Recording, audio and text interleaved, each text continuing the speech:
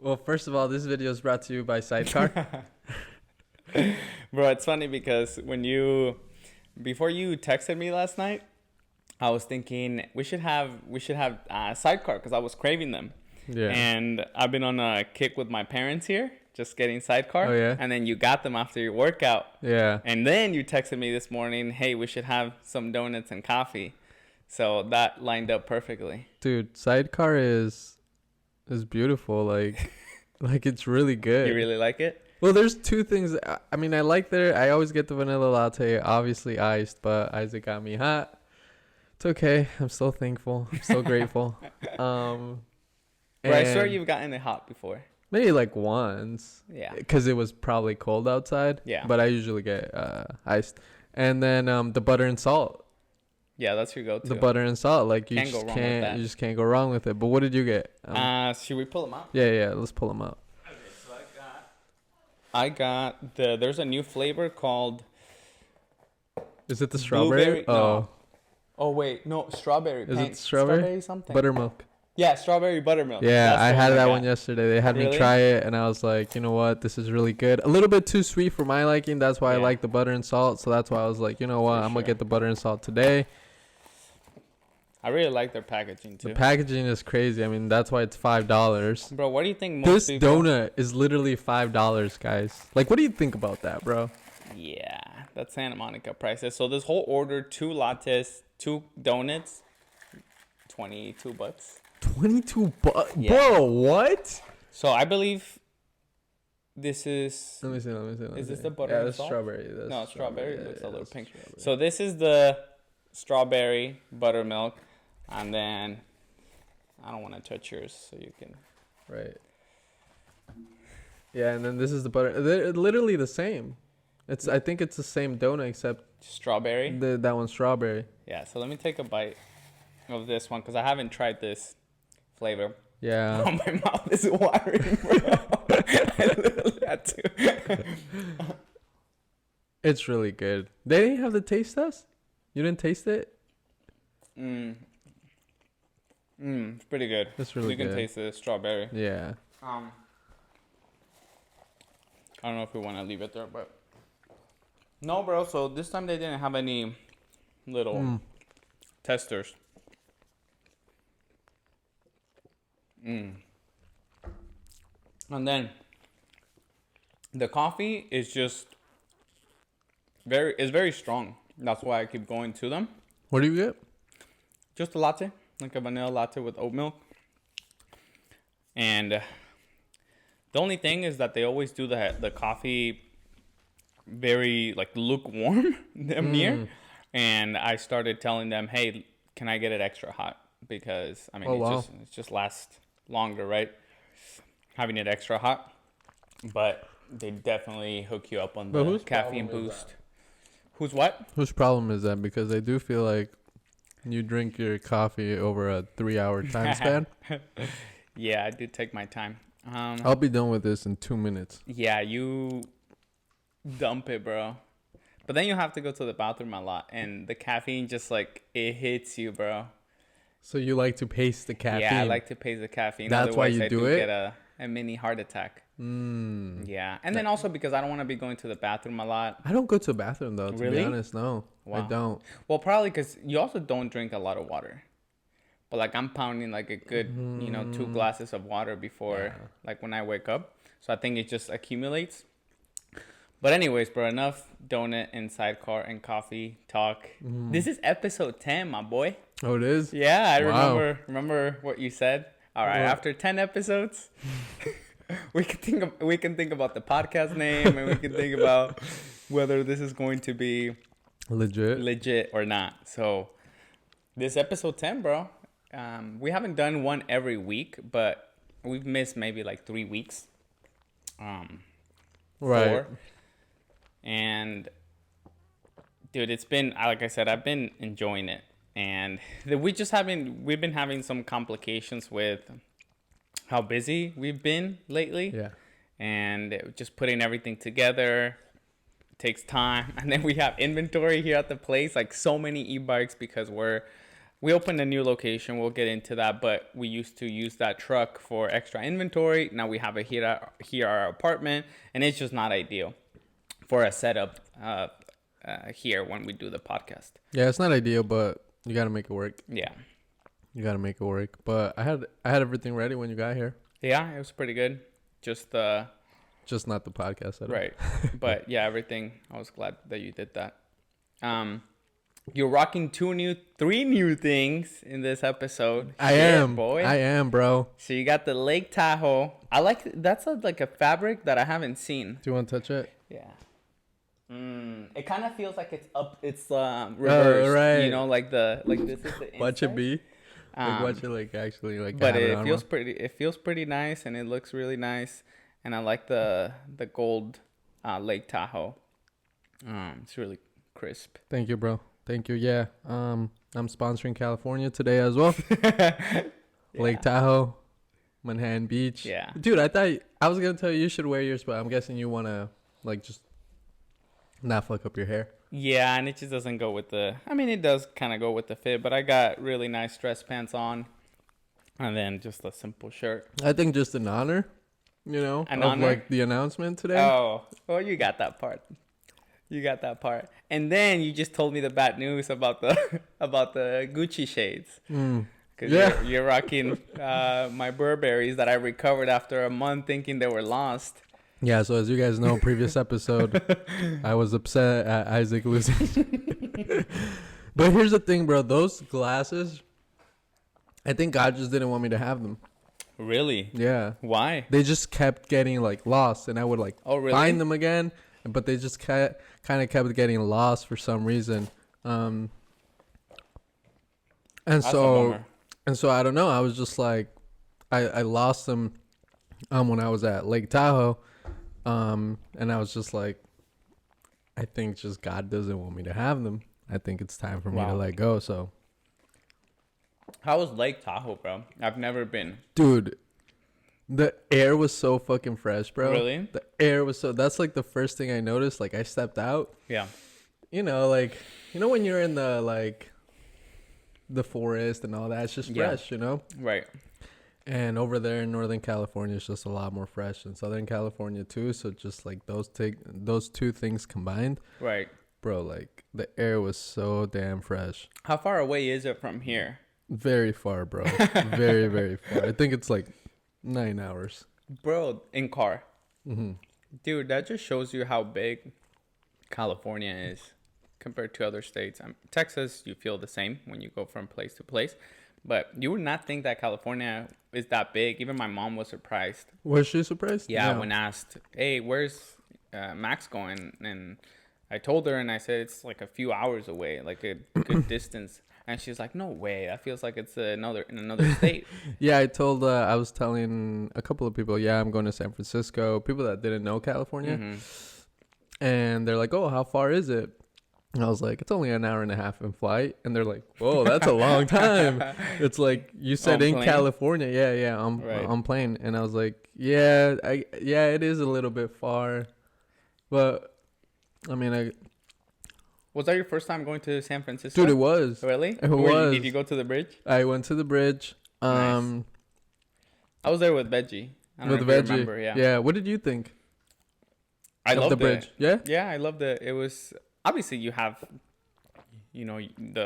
I really saw the homeless problem there too, and, and it has its parts, but overall I was just mesmerized by the bridge and how big it was. I was playing. It was so cool because I even have the videos, but Veggie and I were really into pool, and bro, there was like a nice table. I mean, not pool, ping pong. Yeah. There was a small wooden, just picnic table, and we put like 2 sticks for the net, and we were just playing like literally under the bridge with that amazing view like behind us. It was glorious. Yeah, I remember seeing that video. Yeah, and but it's pretty chilly, no? It's pretty windy. Like it really picks up over there. That's part of why it's fresh. It was crazy. I went on a ferry to see the bridge. Yeah. And dude, that shit was horrible windy, bro. Yeah. Like, did you go to Alcatraz? I saw it. You saw it, but you didn't. But I didn't go to it. Yeah. Okay. I'm done, guys. How was it? Good? Yeah, it was good. Thank you. But Where do yeah, we start, bro? I don't know. I don't know where we start, bro. I don't know. It's crazy. I think we literally just have to start from the end, which the end was like, hey guys, I'm leaving to Mexico. That feels forever ago, bro. That feels like so long ago. But before we even get into that, because you talked about this in your Instagram post, and you just mentioned how it was forever ago. Mm-hmm. Like I remember, bro. I think it was last year when we bought Beachside. Yeah. That it was my first time where I was like, that door is bothering me. It's not close It's all the not way. close. It was the first time where I had this feeling of, wow, we just did, and you remember I told you this, we just did in 3 months, 4 months what people would do in a year. Yeah. And like that's when like now it's like I'm a little bit used to it now. Mm-hmm. But when I recall just like those moments of like when it first hit me of like how much we do, I'm just like, and that's why like when in your post I just commented it's not even summer, bro, because I'm just like it's just funny how much things we have done, and we're about to enter the 2 hottest months of the year. Yeah.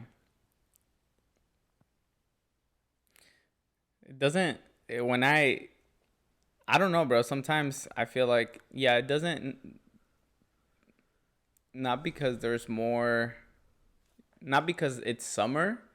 I mean, obviously I feel like some things might happen in summer, but it could also be smoother, right? Like it could also just because we've done all the work right to prepare, it could also just be smoother than the beginning when you really go through it all. Yeah, I don't know. Hopefully that's the case, but like I remember last year leading up to summer, I was looking at my journal entries and everything actually last night. Remember I had that very tough month in May. Like remember we had our Onyx stolen. Yeah, I got in the Onyx accident, bro. Like the same shit happened this year. Yeah, The same shit happened this year. that's wild, bro. But like this year, like last year, I was like, what the fuck is going on to me? Like I was so scared, and I was like something's bad. Now I feel like much stronger, and like I can deal with these situations. Yeah. Because I'm kind of used to them. But dude, I don't know. Like I understand what you're saying, but that July, August is just intense, bro. I don't know if it's because I'm at RIBB and like, dude, now that we have the 3rd location, nah, bro, that shit is a grind, bro. Fucking Saturday rolls around. Oh, you're in it, bro. You're in it, dog. Yeah. Yeah. All right, but let's start. Let's start with Mexico. Let's start with Mexico. All right, guys. And that'll transition into the Corvette, right? Yeah. Do you want to ask me any questions to get it rolling, or do you just want to get me like to share my experience?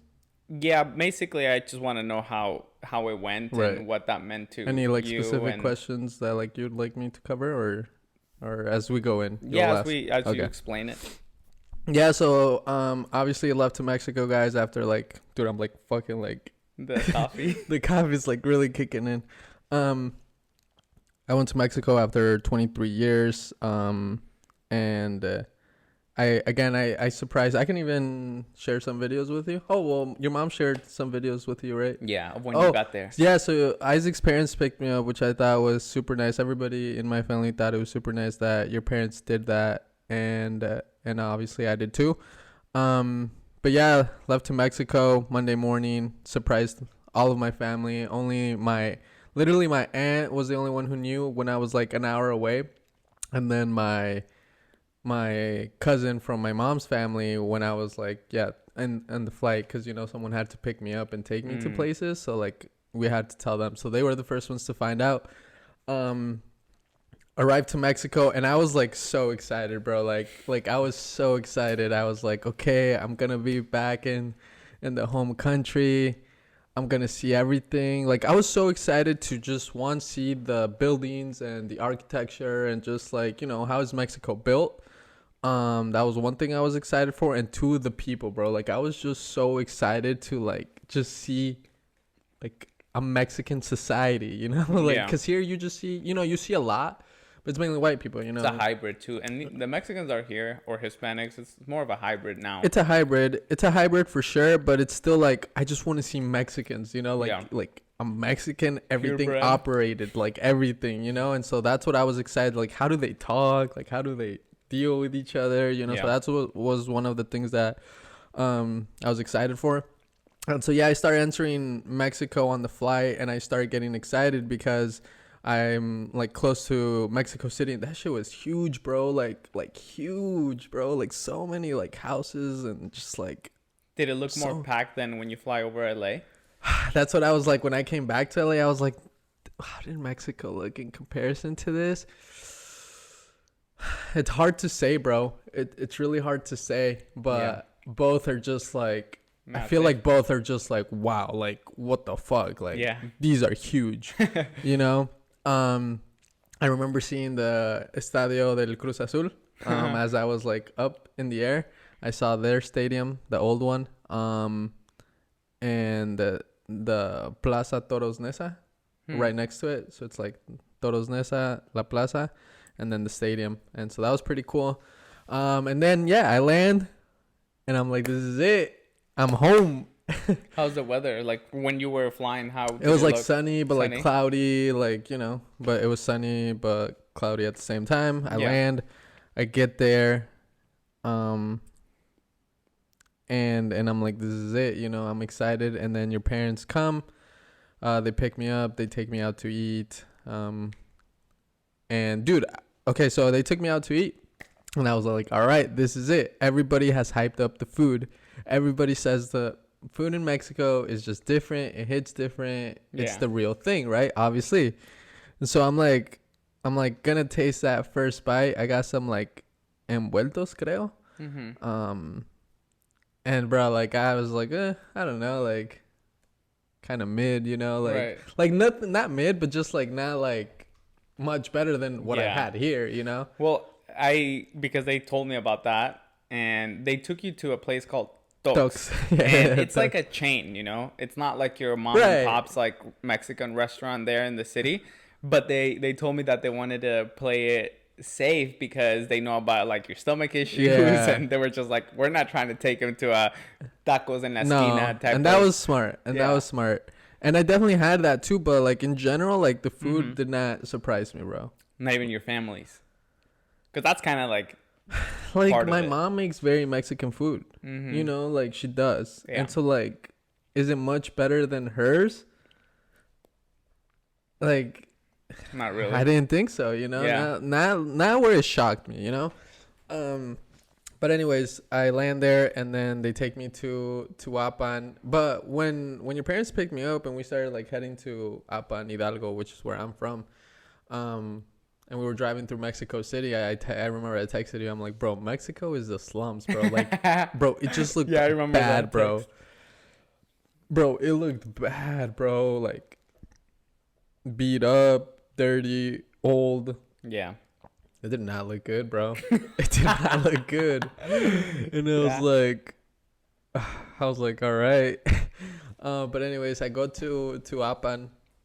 Your parents take me, and I always viewed Apan as like this small town. I kind of like Goshen, you know. I Yeah. was like, oh, it's probably a small town, but like, you know, I'm sure it has its things, you know. Like it's Yeah. nice. It's probably not that small, bro. On the way there, it's like.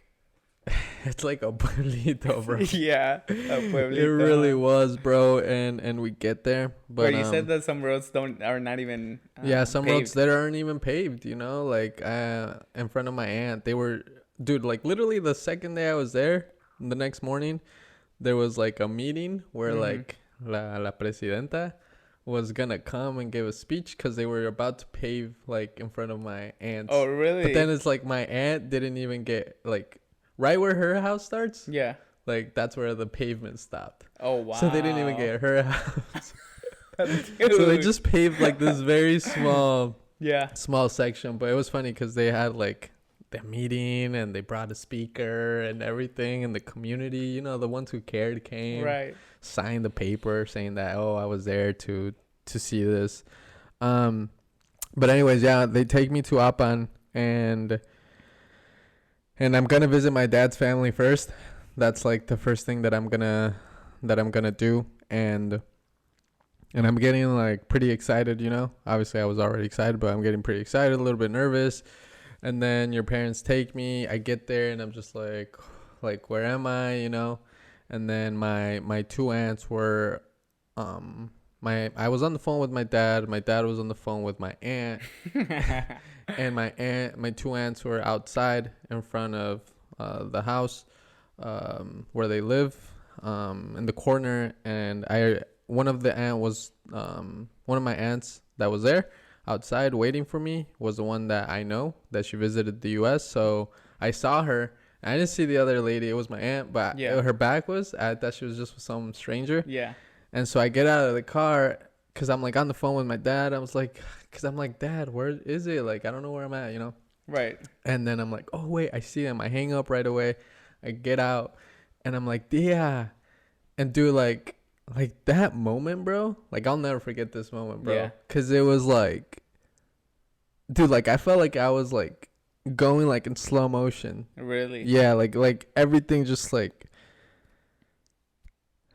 it was like just everything summed up in that moment. Yeah. And as soon as I say, yeah, my other aunt turns around, who's never seen me. Right. And bro, like she sees me, bro. Her eyes just like get huge, bro. And she like just like for a minute, she like loses a little bit of air, bro. Wow. And she just like, and she comes my way. And then like, you know, we hug each other, and like, bro, she just starts crying, you know, and like this, and that's like beautiful. She's just crying, and she's like, she recognized you because you guys FaceTime and stuff, right? So she recognized me because of that. But dude, the craziest part, bro, is like when I went inside, and this is what my grandpa said. But I went inside after that, and my grandpa saw me. Mm-hmm. Dude, my grandpa said, I don't know, he might be capping a little, but he said that at first he thought it was my dad. Wow. I mean, I don't think he was capping, bro. You look very similar. That's what everybody, dude, and that's like from my dad's family, everybody would tell me that. Like, that's the first thing they say. Not only because we FaceTimed before very shortly, very little, like not that many times. When she saw me, she just saw like her brother, you know? Yeah, bro. Like, she's wild. Just like, she just saw her brother at the same time. Wow. And that's why it was like double like feeling, because it's like she saw me, but she also saw, like, they all saw my dad, bro. Yeah, that like, must be trippy for them. Yeah, bro. Like, my aunt said that, my grandpa said that, bro. He's like at first he thought it was my dad, bro, because my dad left when he was like around the same age as me. You know, like 20, I think 24, 25, and I came when I was 26. So it's like, you know, I just have like tienen esa imagen de él. They obviously connected all of that. Yeah, obviously they've seen how he looks now. but like, you know, say that was like the last real life impression they had of him. And so I came around the same age as well. And I have the same, like, right now I have the same like haircut as him, because he would always have like his hair like this too, like just parted in the middle and just like little long. Yeah, a little bit long and just like pushed back. Yeah. And so that's why too, like, I just like really, you know, yeah, am copying his look. But yeah, then saw my grandma, and, you know, just started saying hi to everybody. Like, you know, all the women would cry. The men would, you know, not cry. But you know, just started saying hi to everybody. And like, since it's like everybody lives there, they were all just like in different sections. They were just like, oh, llámale a esta persona, llámale a esta. And like, everyone they just kept coming, you know? Right. And I was just like, I wasn't showing too much because I was just like processing everything. And like, it was hard for me to like cry. So I didn't cry. Mm-hmm. I feel like I cried once, and that was like leading up to the trip. And that was the only time I cried, just because I felt everything coming to me. But you know, since I like had already like visualized it, like Yeah. but for them it was a big surprise, but like Right. they never expected this like in a million years, you know. And then after that I went to my family's side, and you know, same reaction, a little bit less. I feel Mm-hmm. like from my mom's side, my mom's side is a little bit more like shy. Oh, really? Yeah. Whereas like my dad, like Yeah, I my feel like mom your and mom dad. is a little Yeah, bit more shy. yeah, Your you know dad's how they more. are. Like my dad's very like Yeah. he'll talk and do whatever. I feel like that's the opposite for me. My. Yeah, that is the opposite. Your dad is more chill. Yeah. And your mom is like she'll talk to anyone. Yeah. So yeah, that was just a reflection of like my parents, you know, like my mom's side was like that, my dad's side was like that. But then yeah, bro, just got to know the city, the whole family, went to other cities, and yeah, I mean that's kind of like that first part, you know. Yeah. Do you feel like you would want to go back? Sometimes when friends or acquaintances that we have travel to Mexico, some months later or a year later, they post, right? Oh, I can't wait to go back to Mexico. No. And I feel like that would be your answer. Not to Mexico itself, but to see my family, yes. Like I'll go back. I will go back to see my family, but to be in Mexico, and definitely not where they like Apan. Like bro, like you know how I am, bro. Like you know how we are. Like like we left Goshen because it's too small. Because it's too much small like mindset and everything, you know? Like right. And so dude, Apan, like it's like lower than Goshen, bro. Yeah. Like it's two worlds completely different, bro. And people would ask me, you know, like very naively, what do you think? Like do you like it here? And I'm like, dog, it's tough. I live in Santa Monica, like after in US, you know, it's like it's too completely even like dude, even like I'd take Goshen over Apan. Yeah. You know? I feel you. So it's like there's a lot of parts of Mexico that I still need to discover. Yeah. And like I went to a place called Tlaxcala and I really liked it there. Like it was like very nice and like there wasn't a pueblito. It was like a Goshen. Yeah. It was like a Goshen, and that was really nice. I went to Puebla and I told everybody, I was like, I thought Puebla was gonna be a pueblito, and I thought Apan was gonna be something like a little bit bigger. Yeah. But Puebla was really nice. I even saw a G-Wagon there. Oh, really? Yeah. And like there, like it was really nice in Puebla. Like some parts, you know. Like I went to this mall. The mall was so nice, bro. Oh, you told me about that. Honestly, like, yeah, like I mean, I saw some stores that I just haven't seen here in the US, and I was like, oh shit, this is nice. Saw like Porsche dealerships and stuff like that, so I was like, oh, this is nice. So there's really nice parts of Mexico. Yeah. But like I said, to where I went, it wasn't like Apan. It's a Puebla. My hometown is a pueblo, and I wouldn't want to like necessarily go back for the pueblo, but obviously to see my family, yeah. Yeah. Wow. And you mentioned something about the people, how welcoming everyone is, and yeah, bro, this is one of the things that to this day I still miss about Mexico. Like this is like, again, like there's a lot of good parts about Mexico, but what I loved about Mexico is the people, bro, especially in Apan, bro. Like everybody knows each other. Like I'd go out with my aunt, my uncle, whoever, bro, and we'd say to hi to 5 people on the way there. And like they all knew each other. And what was really cool is that everybody has a business there. Like it's very like there's no Walmarts, there's no there's no Targets, there's no big chains. Like everybody owns the business, the community owns the businesses. Yeah. So everybody knows each other, and that's what I really liked about Mexico. And just like it was just amazing. Like we'd go into a restaurant, and my family would be like, buenas tardes, provecho, buenos dias. When people would come in, like same thing. Like people were just like respectful, and like aware that there is a human being right there. Whereas like here in the US, bro, it's just like bro, like in Manhattan Beach, I was like, I told this lady, I told this woman, like, what did I tell her? just like gave her a compliment or something, or I told her something, bro. Um, it wasn't even a compliment. I think like I just made an observation. Yeah. And I just called it out, and like she made it feel a little bit weird. Like really? Why is this stranger talking to me? And that's how it is here in the U.S. I feel like it's so weird. Like, and you hear about how like people here are so anxious and this, and you know, a lot of people are introverted. It's like, bro, in Mexico, no one's fucking introverted over there. Right. It's like everybody talks to everybody. Everybody says hi to each other, and not like have a full-on conversation, deep conversations, but you know, like I said, just simple like buenas noches, buenas tardes, provecho, you know, stuff like that.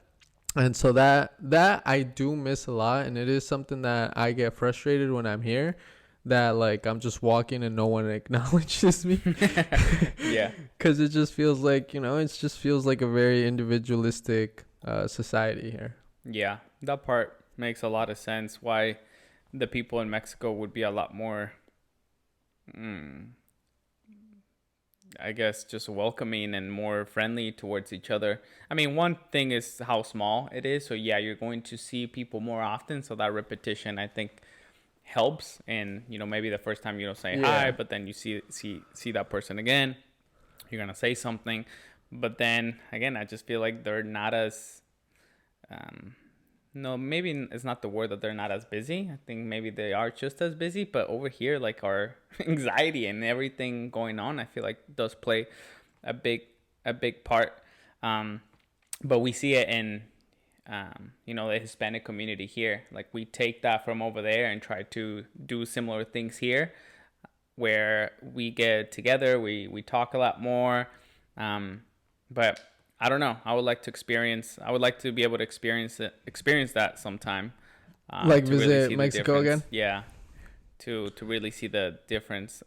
Because I'm sure it impacted you in one way or another, and you're going to behave differently while you're here. Yeah, it's something that I'm trying to like, okay, how do I bring that energy from Mexico and be that, you know? And I feel like I have already, like, even before I went to Mexico, like I'm like that. Like I do try to start conversations when I'm out there. Yeah. Mainly with girls. But like, you know, so I started doing that, and like, which like it's crazy because it's like something that I really have to try, and I felt like I really had to try because again, it's just not something that people really do here, you know. It's like everybody just stays within themselves, within their circle, you know, and people, you know, like when we go out, it's like how many people come say hi to you, you know, that you don't know. It's like not that many, you know. And so it's something that I'm like, oh shit, like I really want to bring this, but it's just like I said, it's a little bit hard because like people are just like weird about it, bro. Like like we were talking about it with your girlfriend Dara, you know. It's just like when she tries to be nice, like, you know, to a guy, it's like, oh, they think that she likes them. And it's like the same thing for me. If I want to talk to a girl, she's gonna think I'm hitting on her, and it's like you know. Yeah. It's tough. And then and then it's hard also to talk to other dudes. Just, well, not hard, but it's just. It's not hard, but like I said, it's just most like. Most people just don't do it. It's not ingrained in us. It's just not like how I feel like people in the U.S. here see things like they don't think like, oh, we should talk to each other. We should get to know each other, or just say hi, you know, just like greet each other. Yeah. And obviously, we also talked about. So let's get in it. Part of the I think it's important for people to know that you know, your experience going to Azteca. Exactly. No, like I'll share like and then like we'll like transition into that. All right, guys. So one of the it's crazy because like the whole time, like obviously America, when I got there, America played Wednesday or Thursday. And you know, talking about it with my family, that was the cool thing. Like just everybody, like, were they into soccer too? Yeah, my whole family, not my mom's side but my dad's side. Like they have a team, and it's like Cruz Azul mainly, or America. Those are the two main teams. No Chivas fans? No Chivas fans. And so we were like all just talking about it, and I just kept telling them my plan. And I was like, if America wins, then I'll leave Monday. You know, like, you know how I was gonna leave depending if America made it to the final or not. And so we were all talking about it, and so we watched the first game, and America won 1-0. Saw it with all my aunts. There was no dudes. It was like all my aunts, Oh, wow. my girl cousins. So I felt like, dude, holding the whole fort down. They were all treating me, I felt good. Watching the game, I was solid. But then so they won, and I was like, all right, this is good. We're going this Sunday. So I buy the tickets. I went with my cousin. Was it hard for you to get there? To the Azteca? No. We went from Tlaxcala to Ciudad de Mexico. Cause my cousin lives in Ciudad de Mexico. So he kind of knows his way around. Like he knew how to get there, and everything. And so no, it wasn't hard. Okay, so we have to print the fucking tickets, bro. Cause like, you can't fucking QR code that shit. So we have to print the tickets, and that shit kind of like put us behind. Yeah. Because it was Sunday, and like there was no places, las papelerias, they were all closed. And so we finally found like an Office Depot, like one of those. And dude, I kind of got pissed because there was a line, right? And this lady in front of me, bro, the workers, shitty ass workers, like always, like just hating their lives, hating what they're doing at that moment. So they're just going slow, they don't give a fuck. And then this lady in front of me, bro, a big ass binder of like 300 pages. She wants everything printed, copied. Oh my God. And I'm like, hell no. So that was getting me frustrated. But anyways, we get the tickets, but that did delay us a little. You guys waited for that lady? No, because habían varios workers, but they were just going slow, so I just needed to wait for this one to free up, you know? And he was just like a sloth, bro. And so we get the tickets, we're set behind. It's raining, bro. It's raining. So it's like, it's already getting that scene, bro. Like, I'm like things are getting a little bit like it's not blue skies everywhere, but it's raining. We're a little bit behind. Ciudad de Mexico, so much traffic, bro.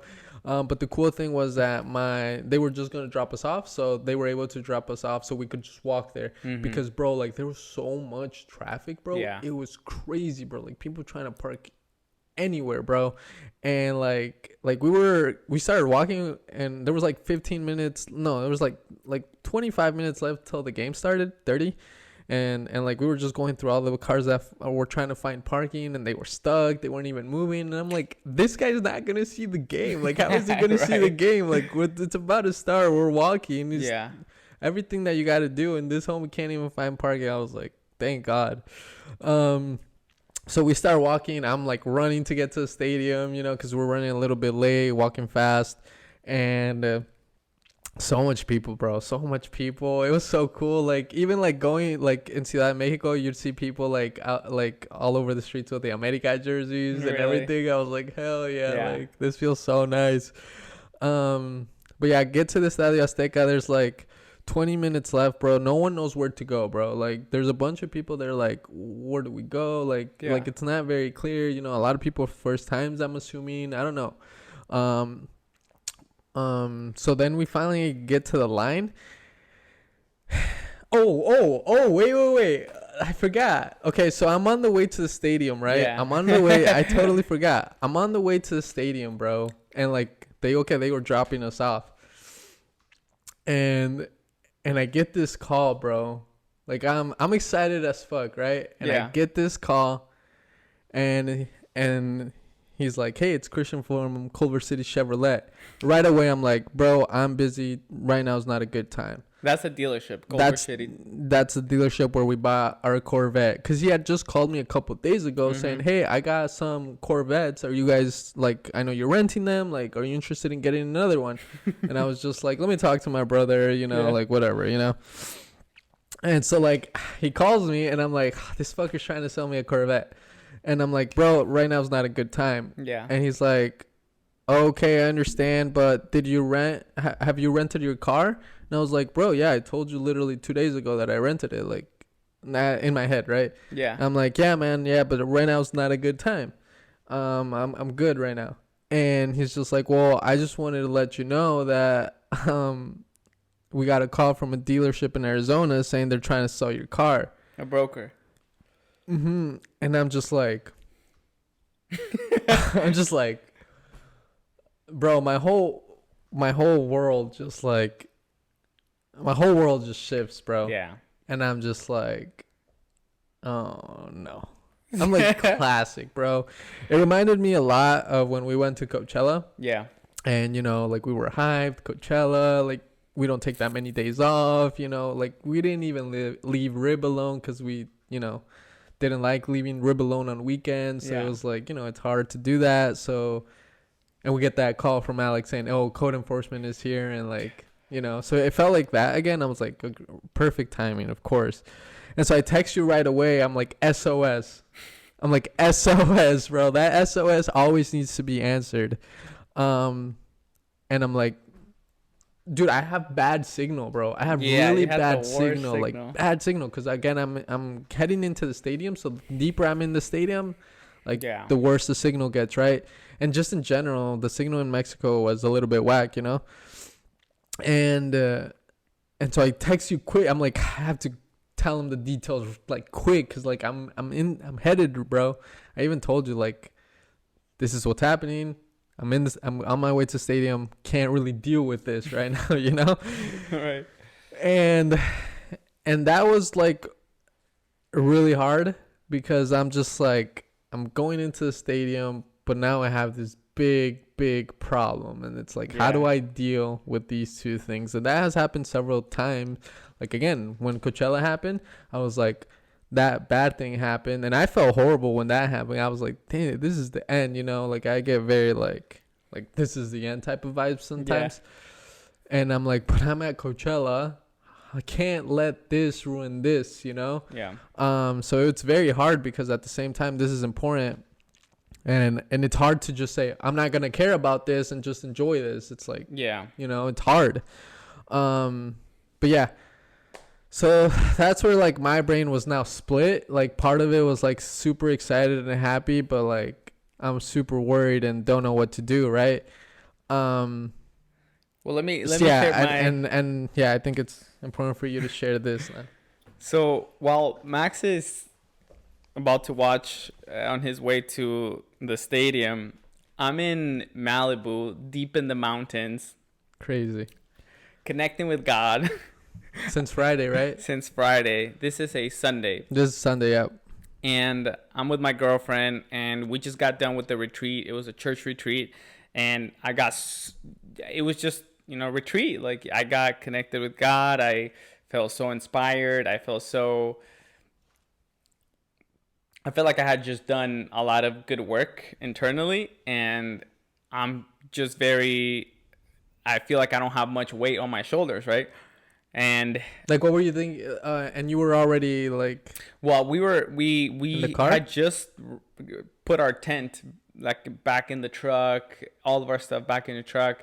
And as I'm heading out, I remember just telling Dara, I feel so inspired, and I can't wait to just do more godly things and follow God. And I felt really well.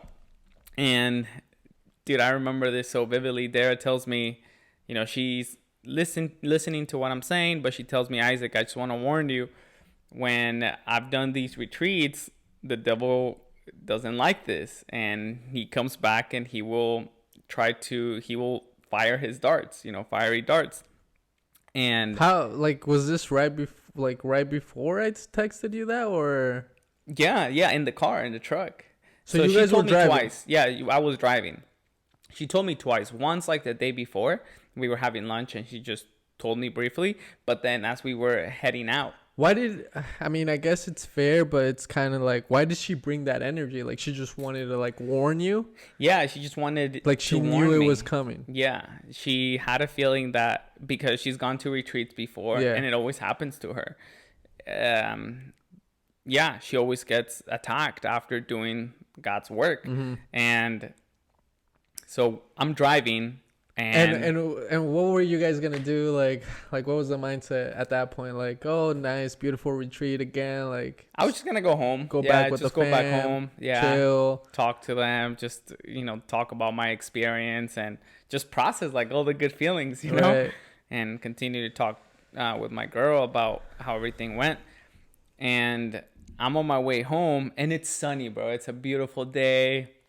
Malibu. Yeah, Malibu, getting out of the mountains. And I get this text from you, and I just read SOS. And I'm like, what happened? You know, I didn't think much of it. I was just like, well, let me see what he says. And I told Dara, hey, Max just texted me SOS. And I'm like, can you see? And because I'm driving, right? And I don't want to be texting and driving. So I give her the phone, and then Dara's like, and then I'm just like, I couldn't think what could happen.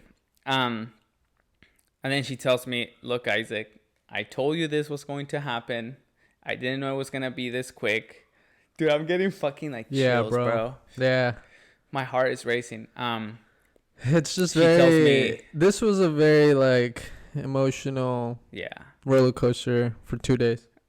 And she tells me, I just didn't know it was going to be this quick, but I told you, and I just want you to be calm, and everything's going to be fine. We just have to get through this. And she tells me, they're trying to sell you a Corvette. Whoever you rented it to, they're trying to sell your Corvette. So at that moment, bro, I'm driving, and my world just turns upside down. Like me. Right? Yep. And I had taken care of the whole transaction of renting this car to this girl.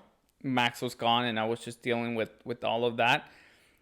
And to me, when I see that, I just feel so betrayed, you know, so taken advantage of. I went through the whole situation. I saw her I met with her in person.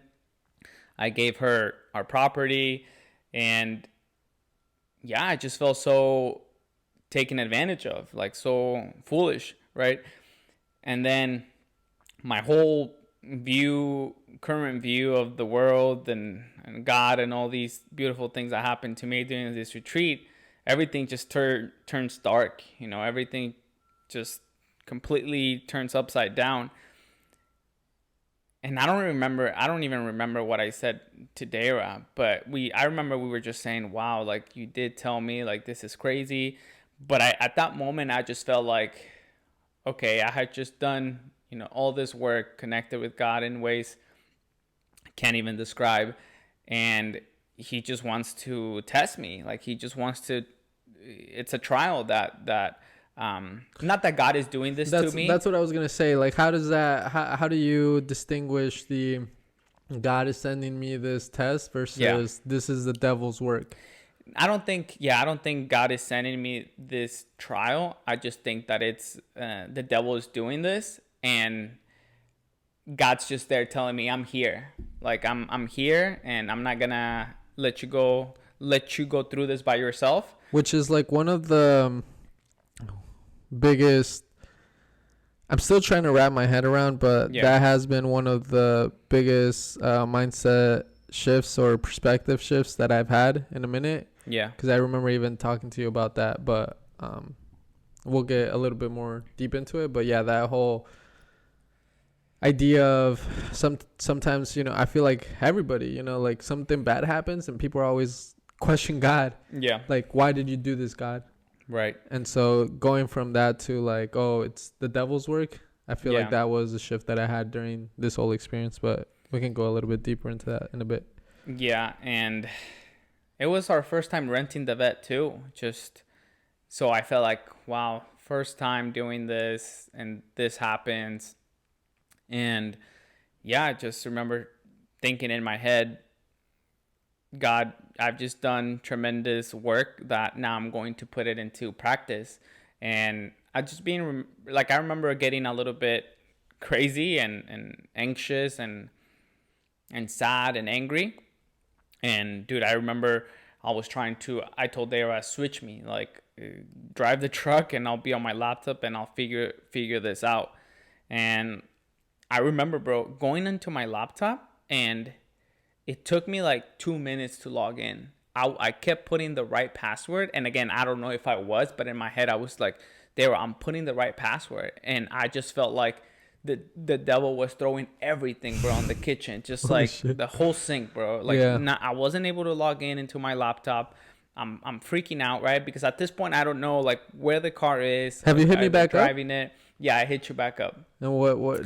I don't remember what I told you, but you just sent me all the details, and I was just like, yeah, I'll take care of it. Like, there's not. Yeah, I think that was it. And part of me was also like, fuck. And then Max is gone. He's in Mexico. I don't want to ruin his first experience in El Azteca, watching America.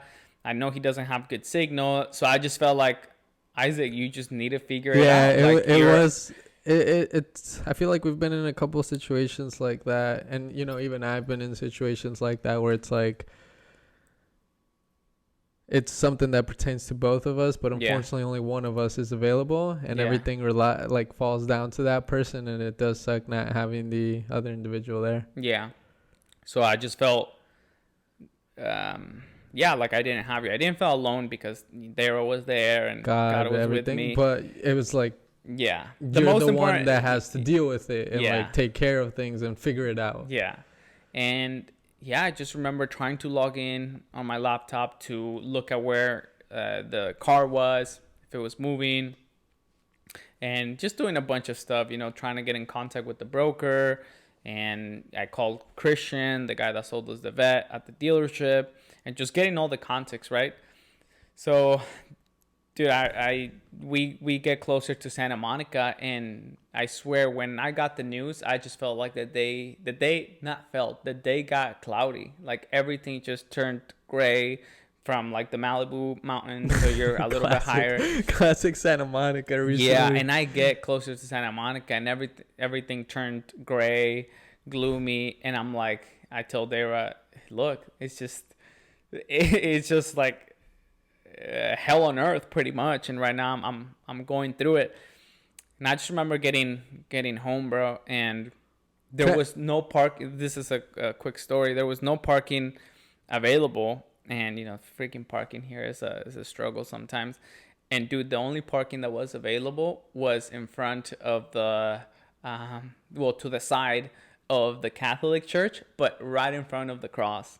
And I remember, I didn't notice this at the beginning, but I just remember being there with Dara and just kind of scratching my head. You didn't notice that you were parked there? Yeah, I didn't notice it. Because Dara was driving and I was on my laptop and everything. And I just remember, I think I hugged Dara or something. Like, I just put my head down and I hugged her.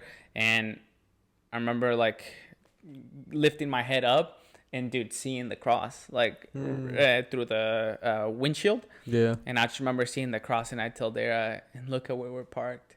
And Dara looks up and sees that, and she's like, he's with us, And, yeah, it was just a moment where I just felt like everything was coming down, but I had God. And, it was tough because I even at some point, like, sort of fought with Dara because, dude, there's so much tension going on. There's so much emotion. Has her own opinion of how to approach this, and I have my own opinion. And then my parents are here. Like, my parents are here in the apartment, and I don't know if I should, like, tell them. I don't know how soon I should tell them, how to break it down to them. And they was telling me one thing. Also, the girl that rented the car is texting me from a different number, and I just feel like I'm on the spotlight, right? Like, I feel threatened. I feel like when you go through looking back at it, I'm like, I wasn't in danger, but in that situation, bro, like, you don't know who you're dealing with. I just turned off the car. I didn't know if turning off the car was going to be the best decision, because then they're really going to think, oh, they know, let's get ready. Or you don't know, right? So I'm just thinking all these things through my head. And I really felt like this was such a high level operation. And, when we get e-bikes stolen and stuff, we kind of go through the same thing, it's just same emotions and stuff. Yeah. Where do we go meet this person? How do we take it back? Like, you have to think of all these things. But in this case, it was like a Corvette, like almost $100K vehicle. And these people seemed like they kind of knew what they were doing. So we were dealing not with just some random homeless person that found the e-bike or a bike. We were actually part of a plot. And yeah, I just get home. I told my parents, and right away. Yeah, when we parked, I was still in the truck, and I told my parents, "Hey, just want to let you know this is what happened." And they were pretty, they were worried, but they were not like panicking or anything. And yeah, trying to talk to you and stuff. I'm on the phone with multiple people, the guys from OnStar, and then the cops, and turns out that we can't really do anything through the cops as always. Fuck the cops. Yeah, and then yeah, I'm talking to you. I get back home and I tell my family, I think we need to go, right? Like, we decided that we were gonna go check out where the car was, and it was in Long Beach. So it's like that late. It was like a 30-minute ride. But I don't know if you want me to stop there, or like if you want me to just keep going. Yeah, I'll stop there. I'll just kind of jump back into my story. Yeah. So, yeah, I'm on the way to the stadium, guys. I'm about to enter, and again, I'm running late to the game, so I'm stressed out about that because I'm like, wow, I'm not gonna see the game on time. Yeah. And I'm like, it's taken so much to get here. I don't want to miss anything. I wouldn't want to miss even 10 minutes. I want to see them come into the stadium, everything, right? Yeah. And then obviously this is happening, but like I'm so focused on getting to the stadium, and I'm with my cousin, and everybody tells you like be careful in la ciudad de Mexico, this and that. So I'm like looking after him too, even though he probably knows more than I do because he lives there, but I still like I'm older, I'm stronger than him, he's very skinny and everything. So I got that going on, and like I said, we finally get to the line, and I'm kind of like texting you and seeing what's going on. But like at this point, I was low on battery, bro. Like I was running so low. Like I was down Classic to like max. Classic max. I was like running like about 15-20%. Yeah. And I'm like, I have to reserve this battery as much as I can. And then we finally get to the line, bro. And dude, this is horrible because like, dude, there's literally 20 minutes till the game starts, and they're not letting people in. They're like just not letting people like it's like, why are you not checking people in? And then they kind of start checking people in, and the line starts moving, and we started going in, and I'm just like, what? Like it felt like they just said, let's wait till the last 30 to let everyone in. Yeah. So we started going in, and 10 minutes left, 5 minutes left. Okay, so once there's 5 minutes left, we finally get to the front, and the guy's like, all right, let me see your tickets. Pull out the fucking printed tickets, a little bit wet, whatever. And dude, like before I show the tickets, I look at the ticket, and the barcode low-key looks a little fake, bro. Like it looks a little like, I thought that was normal how it looked, but I was like, whatever, right? But it looks a little fake. And I'm like, here, and he's like trying to scan them, and again, like people are getting frustrated. The game's like, bro, 5 minutes, and there's a shit ton of people still wanting to get in, bro, like a lot. And he's like trying to scan it, and it's not working, bro. The game already started. No, there's 5 minutes left. There's 5 minutes left. There's 7:55. Game started at 8 p.m. He's scanning them, and nada, bro, nada. And I'm like, you gotta be fucking kidding me. Yeah. And he's like, let me see them on your phone. And I was like, okay. He's like, step aside. And I was like, all right. So I pull up my phone, but then again, like I had very bad signal, bro. And it's not loading. Like it's just my phone's not loading. I'm about to die out of battery. And my cousin's like, let me hotspot you. And same situation, bro. Like with you trying to log in with your password and it's not working. He's hotspotting me. He's sharing me the password. Like, you know how you can share it virtually? Right. Like he shares it and it doesn't let me. And I'm like, let me type it in. I'm typing it in. I'm like, literally 5 times I literally type what he tells me and funny, nothing, bro. Like, yeah, like same thing. Like it's not working, bro. And I'm just like getting really frustrated at this point, bro. Like I'm losing all hope, bro. Like my whole life is just like, I can't get into this game. My car is being stolen. Like I have no strength at this point. Yeah. And then we finally get the Bluetooth figured out. He's able to hotspot me. We get the tickets, but before that happens, before like we kind of saw that, the employees close the gate door, bro. Jesus. Like they start bringing it down, and as soon as I hear that gate door and hearing them like pulling it down, I'm like, that's where I lost all hope. That's where I lost all hope. I was like, this is it. It's over. I'm not gonna watch the game on time. I'm not gonna watch it. But thank God for my cousin. He was keeping me so relaxed. Like, he's like, don't worry. Like, he was just like calming me down, right? Yeah. Which was very important because like he didn't really care, so he was like much more chill, you know. But so like you need those two things, like me to try to figure it out, and then him to like kind of cool me down, you know. So that was really good because he was just like, all right, like we'll like, he wasn't saying we're gonna figure it out, but I just felt like we could, you know. Yeah. So finally get it figured out, and it's fun, bro. So when they started closing the gate, bro, people started losing it, bro. Yeah. Like the Mexicans got so pissed, and like the dudes were like, fuck that, like they hold the gate, so they're like, the employees are trying to close it down and the fans are holding it up, bro. That's wild, dude. It's crazy. And like everybody was just saying a bunch of shit, you know. And but did they say why they were closing it? Because like people were not behaving.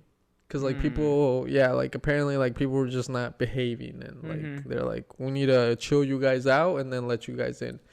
And it was just like, I honestly didn't see like how no one was behaving. Everybody was pretty chill. Like I really don't know why they were doing that. And so they kept like, the fans held in, then they kept bringing it down, and the fans kept lifting it up, and I'm just like, oh my gosh. And there was because they put us to the side. Yeah. There was like 3 ladies in front of me, and I was like trying, like when they started shutting that shit down, I was like, you know, like I just felt like this drive to like go through, you know. Yeah. But the ladies were just like covering everything down. These were fans too, not like employees. They were just like fans, and I'm like, what? Like, why aren't you letting me through? Like, don't you want to go inside? Like, what the fuck is your deal? You know, in my head. Yeah. I'm not telling her this. And at this point, they still haven't scanned your ticket. They haven't, bro. And so we finally pull up the tickets, and my cousin's like, he shows it because he's like, because they kind of like started letting people back in because they noticed that we weren't gonna give up. So they're like, all right, let's let people in. And so my cousin starts showing them the tickets, and he's trying to scan it, and nada, bro. Like, it's just not working. What? And then at this point, I'm like, yeah, we got fake tickets. Like, we got scammed. And my cousin was already telling me like how. Because I was like, I'm going to buy them off of StubHub, you know. That's where I always buy the tickets for the Lakers or anything. I'm like, they're safe. They're good, you know.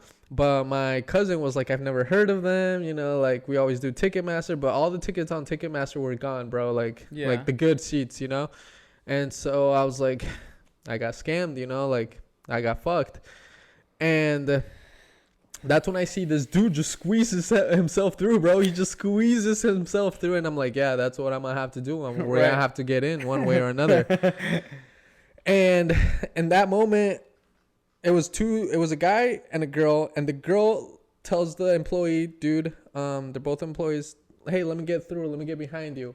And I'm like, so the dude, like, he's covering the whole thing, but then he does this. And I'm right here behind him, right? And so I grab my cousin and I tell him, like, let's go.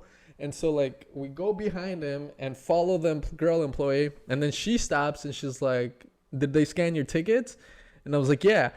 And she's like, no, they didn't. And I was like, but, bro, like, they just don't give a fuck, bro. Right. Like, she just tried to give a fuck, but she was like, I'm not going to stop this guy. You know, he's much bigger than me. He's taller than me, stronger than me. I'm not going to deal with this shit. Like, you know, she's like, whatever. So she's like, she's just like, she just doesn't say anything. I'm just like, yeah, they did. And I like go past her, right? And I'm like, okay, we're in. Like, finally, like, let's go now. And then, so we start making our way to the tunnel, and we're trying to find it, you know, and we get to the tunnel, and another entry, bro. Like, we have to scan the tickets again, and I'm like, oh, wow. Like, we're gonna go through it again. Thankfully, this guy was much more chill, and he was like much more chill, and there wasn't a long line, and I'm like, I feel like we'll be able to get through him, but let's just see if he lets us by. He's scanning them, it's not working, blah, blah, right?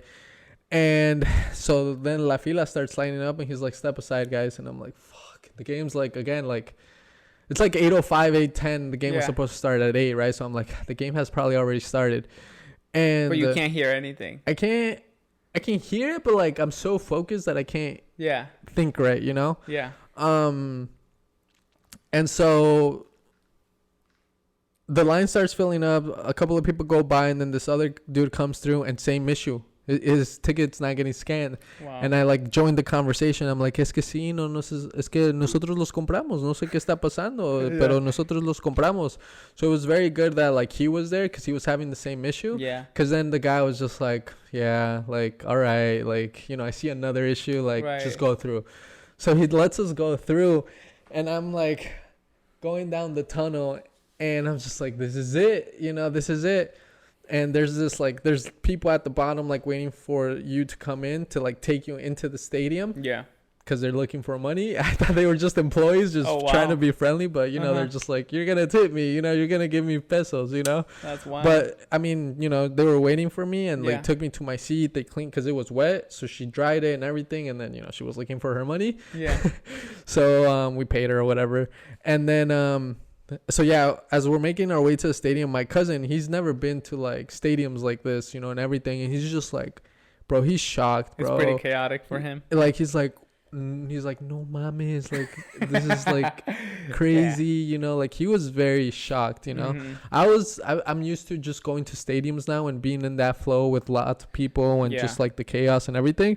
So I was just like, I was having my moment, but at the same time, you know, I was still thinking about the Corvette, so I wasn't fully able to just let my happiness come out. Yeah. Because I was thinking about that, you know, I really had to segregate again my thoughts. Like part of my brain was thinking this, part of my brain was that. So I was like, let me just focus on this for now. Yeah. But yeah, by this point, I had no signal, and to be honest, like I was just like, I have to enjoy this moment, you know, like, so I stopped thinking about the Corvette, but I wasn't able to fully be happy because obviously of the situation, but I did have to choose like, all right, I'm not going to talk about this. I'm not really going to think about this. Like, I'm just going to be in the moment. Right. Did your cousin know? Did you tell him? No one knew. No one knew. And obviously, like, the game's starting, so, you know, I'm getting focused, you know. I'm like, this is it. We got to win, blah, blah, blah. And then, obviously, America loses, and it was, that was a very bad experience. America just taking that L. And so, like, dude, it was just, like, not going my way that whole day, you know. Like, just getting into the stadium, America loses. Bro, like, I swear, every time Chivas scored a goal, bro, like, you know how you feel when you're watching the game and your team gets scored on? You know how you just feel like, fuck. Right. Dude, in person, bro. It's even worse. It's like a sword going through my heart, bro. Like, because then, like this whole stadium, you're like, no, es más americanistas. Like, you know, you're like, it's, you know, there's Chivas fans, obviously, but dude, when Chivas scored, it's like the whole stadium turned Chivas. It's like, I'm like, where were these fans? Like, all of a sudden, you just see red and white. Like, like that's what you see, bro. Yeah. And I'm just like, he was just like shocked, bro. Then when America scored the first goal, bro, when they scored the first goal to tie it, like, dude, like, I swear it's like the sky opened up. Yeah. And everybody was in bliss. Everybody, ya nos veíamos en la final, bro. Well, Chivas had to score. When America scored to tie, Chivas now had to score two more goals, bro. And I remember we were watching well, you can keep going with your story, but we were also watching here what we were trying to figure out what to do with the Corvette, but I put the game on just to kind of, I don't know, think about something else. Yeah, just to kind of have me in mind. And so bliss, bro, like for 10 minutes I had this pure happiness. Like, again, I was going through everything, and life was like just sucking, and then America scores, and for 10-15 minutes it's like pure happiness and bliss, right? Then Fidalgo gets the red card, and like when you're in the stadium, you don't know what's going on. Like, things are going on, but you don't know exactly what's going on, you know. And you don't have the commentators. Yeah, you don't have the commentators, the replays, and everything. And the game stopped. They're checking VAR, and then all of a sudden we just see like a red card go out, and I'm like, we're like, who, like, you know, like, who got the red card? And my seats, dude, I was first row. But it wasn't the best seats because you're first row, so you're like at ground level, and since we were behind the goal's covering you, right? La portería, entonces like and then you can't see the other side, bro. Like, it's impossible. It's hard like, to see with the net. With the net and just how far it is, bro. Like, I'd look at the other side of the Azteca, bro. I can barely see the people. Like, they're small, bro. Like, the stadium is like huge, bro. Like, it's just, I can't see people, you know, other than the people right next to me, obviously. But I see that red card go out, y en ese momento, like again, bro, the whole game just like shifts, bro. And I'm like, if you're Chivas and you need to score 2 goals, this is exactly what you need. You need the other team to go one man down. Like, if it's gonna work out for you, this is like the only way the path gets easier for you, right? Yeah. Dude, and then all of a sudden I see El Tano just go all defense, bro. All defense, bro. He just, like, the whole energy shifts. Fidalgo gets the red and Tano plays defense. And we've never played with a man down, bro. Never. I really don't think with Tano we've ever played with a man down. We were actually, like, we were the best fair play team with no red cards. Oh, wow. Like, in, like, 2 seasons, 3 seasons. Like, we were like, the most disciplined team in the league, bro. And I think that's what fucked us up, that Tano was never used to playing with one man down. Right. So he just throws in the sink, bro. And I'm just like, this is going to be the longest 30 minutes of my life. The longest. Like, I didn't even want to live those 30 minutes, bro. And I just see, bro, Chivas go all out and attack. Go all out, bro. And America just sits all the way back, allows Chivas to take the ball all the way to the sideline and cross and cross and cross. And they score the first goal, and Bara lo anula. And I'm like, this is it. That was wild. Yeah, I'm like, this is a sign. Like, we're going to do this. Like, all right, the players saw that we got scored on, but they canceled it. Like, you know, that's when you're like, as a player, like, all right, let's go 100, you know? Like, they canceled it. Like, let's not fuck up again. You don't want to experience that feeling again. Yeah, exactly. And I'm like, they're going to, like, do it, you know? And I'm like, we've won games with one man down. Like, we just got to defend properly. And then Chivas scores again, the second goal. And, dude, again, the whole energy of the stadium just like, goes away from America fans and shifts to Chivas fans. They still need one more goal. And they still needed one more goal, bro. And they kept going. And, you know, we were just playing really bad. And at this point, we had no attack, bro. Like, again, we had put in all of our defenders. And then they scored the third one, and that was it, bro. Like, when they scored that third one, you're just like, there was a lot of time left in the game. There was like 15 minutes left, but we had no attack, bro. Yeah. Like, we had no attack. They took out Henry Martin, Sendejas was out, Cabecita was out. Jesus. Diego Valdez was out. Obviously, Fidalgo had the red card. Like, I'm like, there's just no way we're gonna score a goal. Like, no one can play attack. It was only Roger Martinez, and I'm like, are we really gonna place our faith on Roger Martinez, who is out of this? Like, this is his last season. We're not gonna renew his contract. There's no way that player is gonna try to save us. There's no way. Like, he could give a fuck less about it, you know? Yeah. So yeah, bro, like, the game ends, you know, we lose, we take the big L. The dude that I went in with, you know, how that was having the same ticket issue, he was from Cali, bro. He was really? from Orange County. And it was just crazy. And, like, dude, I felt so happy for him because he had a shirt with him, bro, and, like, he, like, was holding it up, you know, when we got there. And he's like, yeah, bro, this is my father's. He passed away not too long ago, and this is my first time here. Like, this is a dream come true, you know. This is an honor of him. And so I was just like, damn, bro, like, that shit hits hard, you know. So like, we were both talking the whole time, you know, and, like, trying to, like, cheer each other up and, like, get hyped, you know. But yeah, we just both took the L. The game ended, bro, and dude, all the Chivas players, because, like, I was on not the Chivas side, but, like, no estaba en la Monumental, on the other side of la Monumental, where all America, the diehard fans are. And so I was on the other side of the stadium, and so obviously the Chivas fans came to this side to, and then I think all the way at the top were the Chivas fans, all the way like above, you know? Yeah. And so they came to my side to celebrate and just, you know, like Dang. get their crowd pumped Right. up. And dude, like, bro, it was just like, it was one of the most heartbreaking moments I've had in my life, where it's like they're celebrating en tu cara, bro. Like, these players, bro, Yeah. te están celebrando en tu cara, bro. And then everything that led up to it, like your first time going there, then it's Chivas.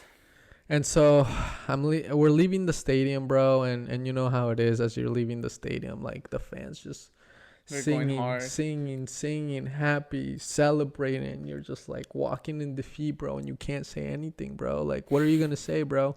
Like, you can't, you can't say anything, bro. Like, they beat you, you know. And so you're just walking kind of like with your head down, questioning things, like questioning what's gonna happen next with the team, you know, like all of that, just like letting all the anger out, you know, internally, like with your friends, you know. And the fans just singing, bro, singing and happy, and the, you know, Chivas fans. And then my phone was dead by this point, bro. And I'm like, so I had my portable charger, and so I like connected. I just didn't take it with me to the stadium. Yeah. So I grab it quick as soon as I get out of the stadium and meet with my aunt who picked us up. I grab my portable charger and I'm like, all right, now time to deal with all this, you know, like that was that. And now I got to get into this now. And I just remember that's when I called you, because we hadn't been on a phone call. And you were just telling me, like, I had a bunch of messages from you, you know, even your mom texted me. And I started getting everything. And I just remember telling my aunt and my cousins, like, hey, like, I need to take this call, you know, like, and we were talking for like a good 30. So we were just like waiting there for like, I just made them wait for like 30 minutes in the car. And I'm just like on the call, you know, with you and trying to figure this out. And just to kind of then go back to Corvette situation, my posture during this whole time was like, Isaac, just get the fucking car. Like, I don't understand why you don't want to get the fucking car. It's our car. I don't care what the cops say. I don't care what, like, anybody else says. Yeah. Get the fucking car and get the fuck out. And, bro, like Isaac's posture was just very, like it's not as easy as it seems, right? But I'm just like, bro, like, this is our car. We can't. I don't know, just sometimes. Like, I remember when we had that one e-bike stolen, and I know it's a different situation. It's an e-bike compared to a car.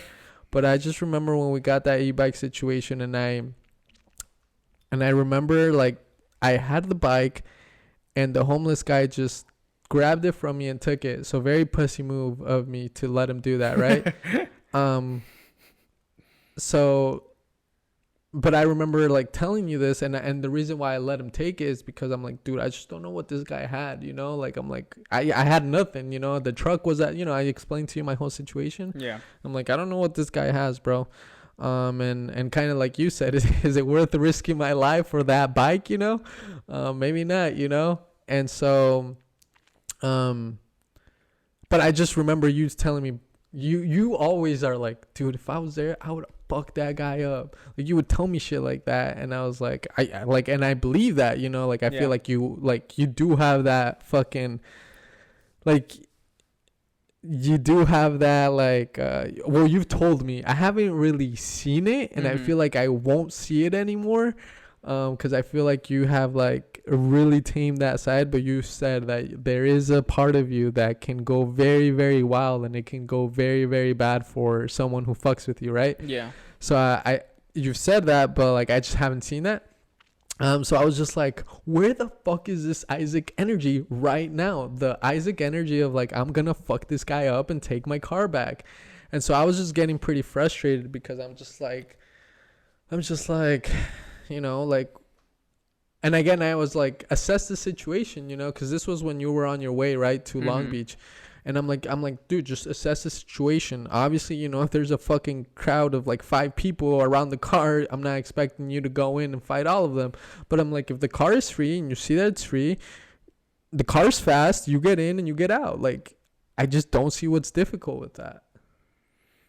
Yeah, and I completely understood, where you were coming from. And on my end, I was just like, there were so many things that obviously, Max wasn't able to see like from afar. And I know that I've had that posture before of, with the e-bikes, and you mentioned it again. I don't have to repeat it, but it's just like, some homeless guy takes it. I've seen most homeless people in Santa Monica. They're not carrying anything. They're drugged out. They're probably more scared of you than we are of them. And, for example, in your case with the e-bike, I think you mentioned that the e-bike was just chilling there. And to me, I was like, yeah, why didn't you just take it, right? And in this case, I did take it, but then he's like, hey, what are you doing? Like, it's my bike, no? It's my bike. Right. So then, yeah, in this case, I was not saying like I'm not gonna do it. I was just like, okay, like I agree, like I need to go check it out, and that's why I decided to go. And I'm with my parents, right? Yeah. And I'm with my girlfriend, and definitely not. I needed probably like one more, because when you think about high level operations, probably high tension, you need a team that's going to be comprised of people who are going to be more chill and more cool-headed and more passive, like your cousin, right, at the game. Yep. And then you're also going to need people that are going to be like, no, let's go. You need a little bit of everything. You need a little bit of both. And in this case, it was just like the internal team was just me, who was kind of like in between all of it. Like I had you on the other side telling me, just go get it, right? Like pick it up. And then on the other side, my girlfriend and parents were like, they weren't saying no, but they were just like, we need to be careful. Yeah. Think about it. Let's not do anything stupid. Definitely again, more defense, right? Definitely more safety, more defense. And I'm just in the middle, like. Even your dad?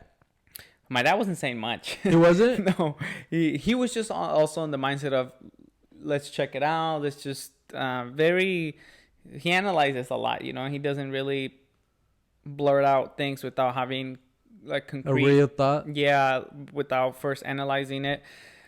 And there's so many things going on in my head, because I'm like, okay, it's not as easy as just going there and taking the car.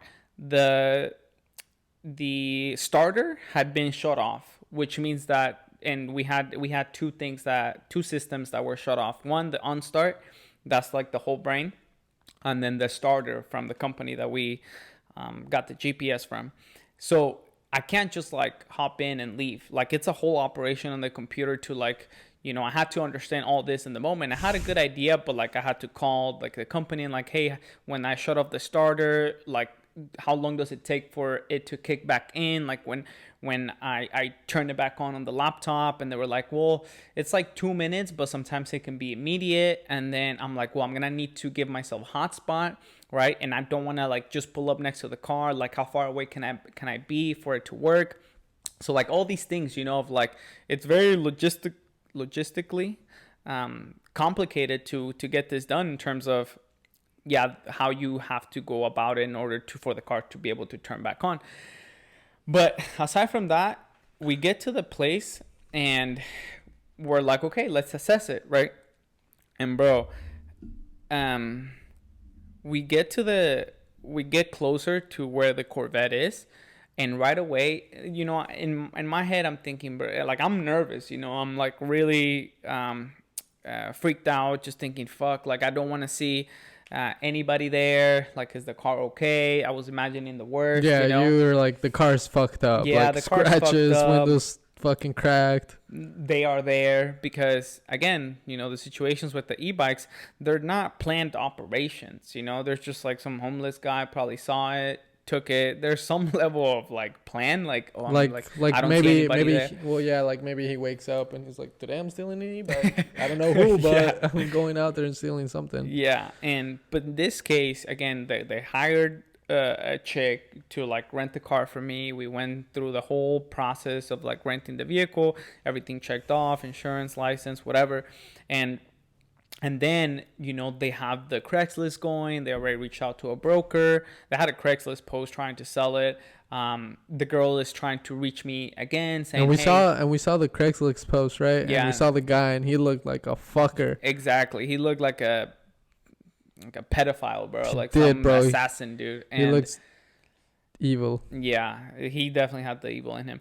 And so in my head, having gone through all of this and really feeling like I've been set up, I'm just thinking, no, these guys are gonna think further ahead and probably have someone there. They probably put something in the car. Well, you mentioned how there was a homeless encampment right behind it. Right, yeah. And okay, so yeah, we're pulling up and Dara's driving, right? And I told her, hey, let me drive. Let me drive, just trust me a little bit more. And not that I don't trust her, but in these situations I just trust myself more. And bro, we're driving and Dara's very in tune with all that energy, evil, good, whatever, has a really amazing gut feeling. And so we're pulling up, bro, and I see this bald, I don't know if light skin, black or Hispanic, it was late as fuck. Mm-hmm. And I just see someone skinny, bald, working on the car. As we're driving by, I see this bald guy working, putting something in the hood of the car, and there's someone behind it just keeping a watch. Shit. And bro, we go through that scene, and Dara's like, oh my gosh, they're there. And I'm like, okay, I'm just trying to understand what's going on. I'm not really paying attention to my family. I'm just trying to see. And my dad's like, maneja, we don't want to look suspicious either because they're on the lookout. There was a guy on the lookout, and if they see a suspicious car, just kind of and I don't have tinted windows, so it's kind of no, if we look, they'll see us, right? And then, bro, Dara just starts bawling, bro. She's crying? Driving. Yeah, she's driving and she just starts bawling, right? And oh my god. Is this the first time she's crying? This whole time? Yeah, this is the first time that she's crying. And I'm like, what's going on, Dara? Dara, I need you to drive. And I'm yelling.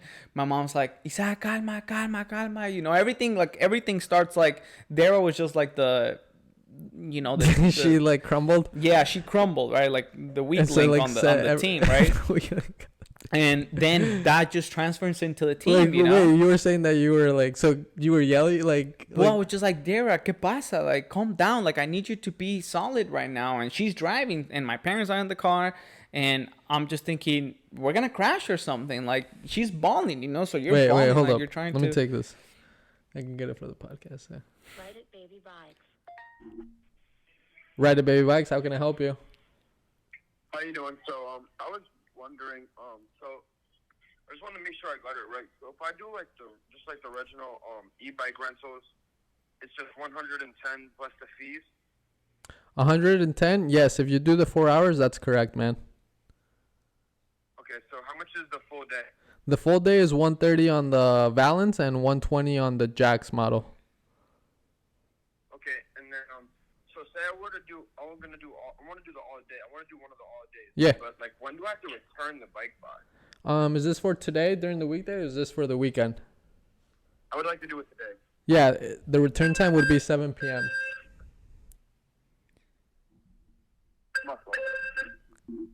Could you hear me? Yeah, I'm sorry. Would you just say? Yeah, the return time would be 7 p.m. 7? Yeah. Okay, so you guys don't do it till the sunset?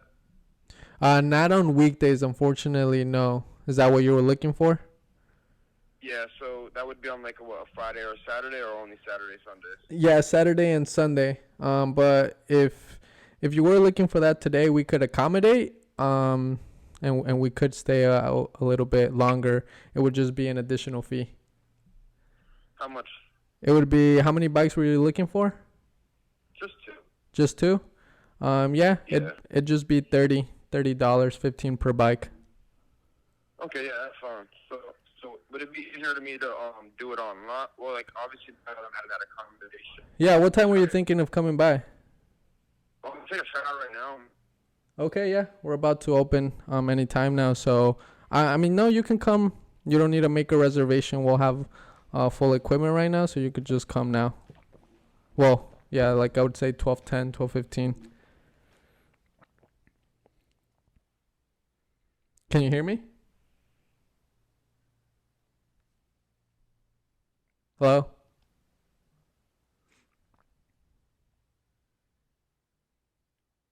What? He started getting bad signal.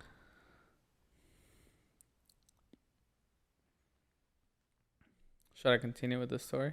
He's calling back. Ride it, baby bikes. Hey, man. I'm sorry. The car. No, it's all good. Yeah, if you come at 12:10, 12:15, you'll be good to go. No need to make a reservation. No, yeah, well, I said around like 1 o'clock. Oh, that's fine. 30 minutes for traffic. Yeah, that's 1? fine. That's fine? Yeah, you'll be good. Okay, thank you so much. Yeah, no problem, man. What's your name? See you then. Jaden Velasquez. Okay, I'll let my team know that you're gonna be coming, okay? Okay, thank you so much. All right, take care, man. See ya. I had to take that call, like, because if that shit goes through, I mean, you know, Right. that's 260. that's 260. Yeah, so we see this guy working in the car. Dara starts bawling, and the team just crumbles, right? we keep driving, maybe for like 5-10 minutes, and we just crumbles. park, by a meter. And dude, this area is not. It's a little ghetto. It's Long Beach, and Which is hard. Like Long Beach is nice, but by the beach, but like this neighborhood, must be in this neighborhood, right? It's sketchy. Because Long Beach is pretty nice. It's not as safe, and yeah, bro. I mean, then that's when I just start talking to the team again, and like, what should we do? I think I talk to you. I tell you, hey, like, there's someone there. They're working on the car. Yeah. And that's like just to show that it just wasn't easy to like just pull up and like take the car, but we needed to assess.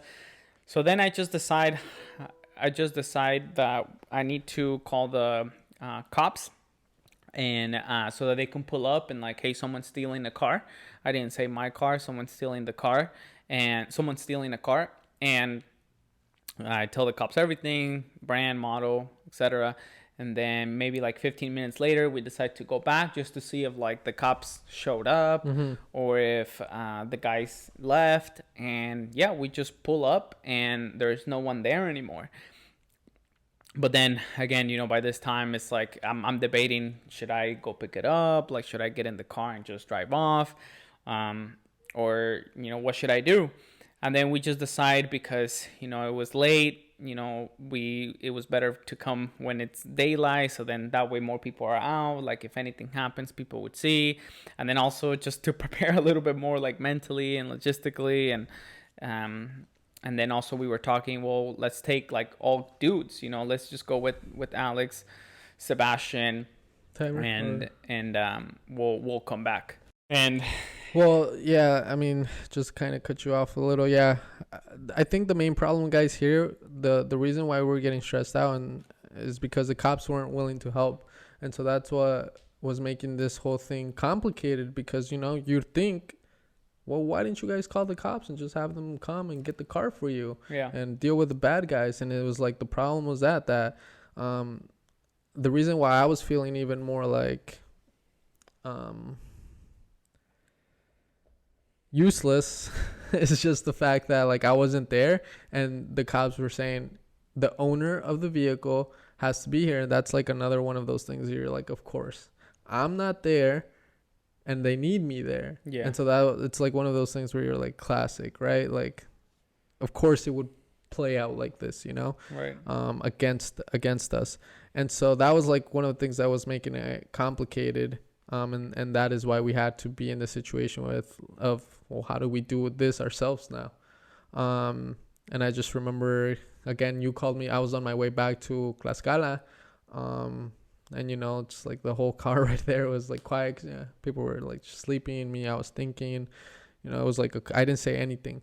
And I remember you called again one more time, and I was just like, again, bro, like, get it, this and that. And I was a little bit like, to me, like, I'm glad that, and I know you're glad that you had your family and girlfriend too, but I was just like, that's just not, again, that's just like, if we want to get the car back, I was just like, we can't have your mom and girlfriend there. Like, that's just not the best, situation, because obviously they're gonna be scared, like you said, like Dara crumbled, you know. She like she saw that, and it's like you just can't have that in situations like that, you know. Yeah. It's just not meant for her, you know, to be in situations like that. I mean, anyone, but obviously for a woman, A petite woman.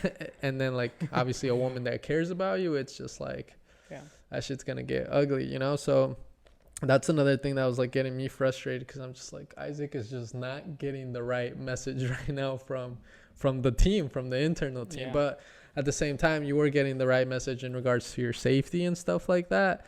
But yeah, I could just hear, like, when you were talking to me, I'm like, I feel like I'm talking to Dara. Or like I feel like I'm talking to Dara and Isaac's mom. Like everything that you were saying is just things that, you know, I felt like Dara and your mom were saying.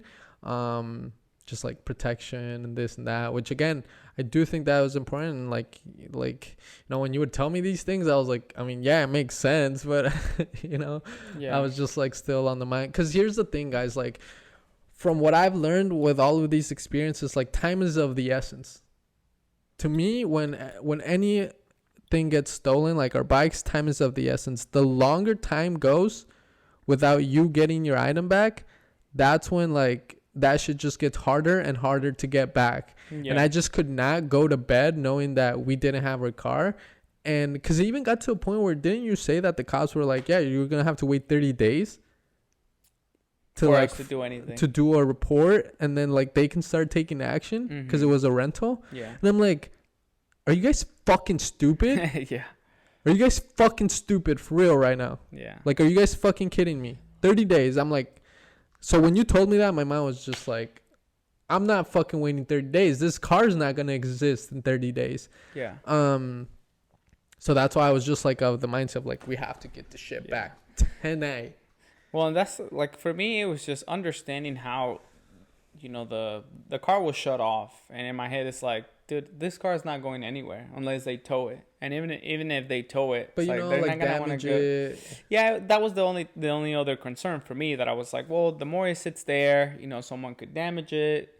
But I was also in the mindset of, well, they're trying to sell it, and from what I can tell, they're not giving up on it, and they're going to try to make it work, because from what I could tell, they're so stupid because they just probably didn't think or did the research about how starters work. Like once you shut it off, like only the owner who has access to that will be able to get it back up and running. But I was just in the mindset of, look, my life is more valuable than the car, and I'm not going to risk it knowing that the car is not going anywhere, and I can come back more prepared. So I was just like, I'm just not going to take it tonight. So then the next day, you know, I remember like when we were on that second call, at the end, you were just like, bro, let me just take a piss. I just need to take a piss right now. And I was like, damn, like if he really needs to just take a piss right now, like that just says everything, bro. That's like funny. You were just like dealing with it all, and I remember you telling me that you're like, I just need to take a piss and just like think for like 5 minutes. But you know, going through all of this, I just felt like I was in a movie. That was the first time that I felt like I really was anxious above what I've known in the past.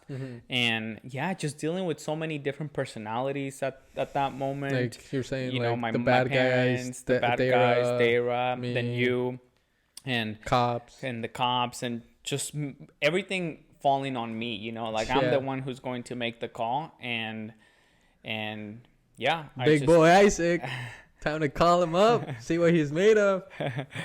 And then the next day, sorry again, and like, dude, I'm just like feeling like ass, just the fact that I can't fucking let me take this call. But yeah, I'm just feeling like ass. Ride It Baby Bikes, how can I help you? Hi, my name is Jessica with Tax Relief Services on a recorded line. How are you doing today? With who? Good to hear. Good to hear. I think that's AI, bro. Yeah, probably. I think that's AI. So no, I know you were feeling like ass, and then just useless, just like It's just like so dude. And here's the thing, I was getting pissed with Isaac too, because dude, Isaac started telling me like, you kind of just like, I felt like you were being so rude, because you're like, if you really want the car back, just fly out here tomorrow. And I'm just like, Isaac, are you fucking serious right now? Like, are you really telling me that right now? Like, maybe you didn't say it exactly like that, but that's how it felt, you know? Like, yeah. And I was just like, I'm like, there's no way in the world that I'm gonna like fly out tomorrow. Which I felt bad saying that, because it's like, okay, yeah, if you really care about this, then come. But it's like, bruh, like, I'm with my family who I haven't seen after 23 years. I can't do that. Yeah. I think that we both just had valid reasons for our behavior. Yeah, you're not wanting to come and help me with the car, and then also me not wanting to, risk it and getting it during the night or just like at all. And yeah, it was just a very tough situation. But at the end, I did end up going back with Alex. Shout out to Alex and Sebastian. And your dad? And my dad, and then me, old dudes. And that's the thing, that I feel like if I would have gone like with, them three at night, Sebastian would have been like, bro, they're right there, let's go fuck them up, and that's the thing, that I'm just like, yeah, I think I just need, everything worked out perfectly because we got the car back. We got the car back. Safe. I got the extra key, and I don't know, I don't want to go too much into detail of like the next day when I went with the guys, but basically, the dude that was trying to sell the car pulls up to the Vette and has a multimeter and is trying to figure out what's wrong with the car. And he's just so chill about it, bro. Like, just like opening the front trunk and opening the front of the car, and just like trying to figure out how to use the multimeter, like nothing, And I'm like, I never imagined that the guy that was, I guess, behind the operation would show up, because you're like, I'm gonna put someone else to do this, I'm like, I'm trying to sell it, I'm not gonna show my face, like they might have a GPS, like they didn't think these things through. But I also just feel like they never expected the dealership that they were trying to sell it to then call Culver City, to then call us. Like, I just don't think like they they never thought that.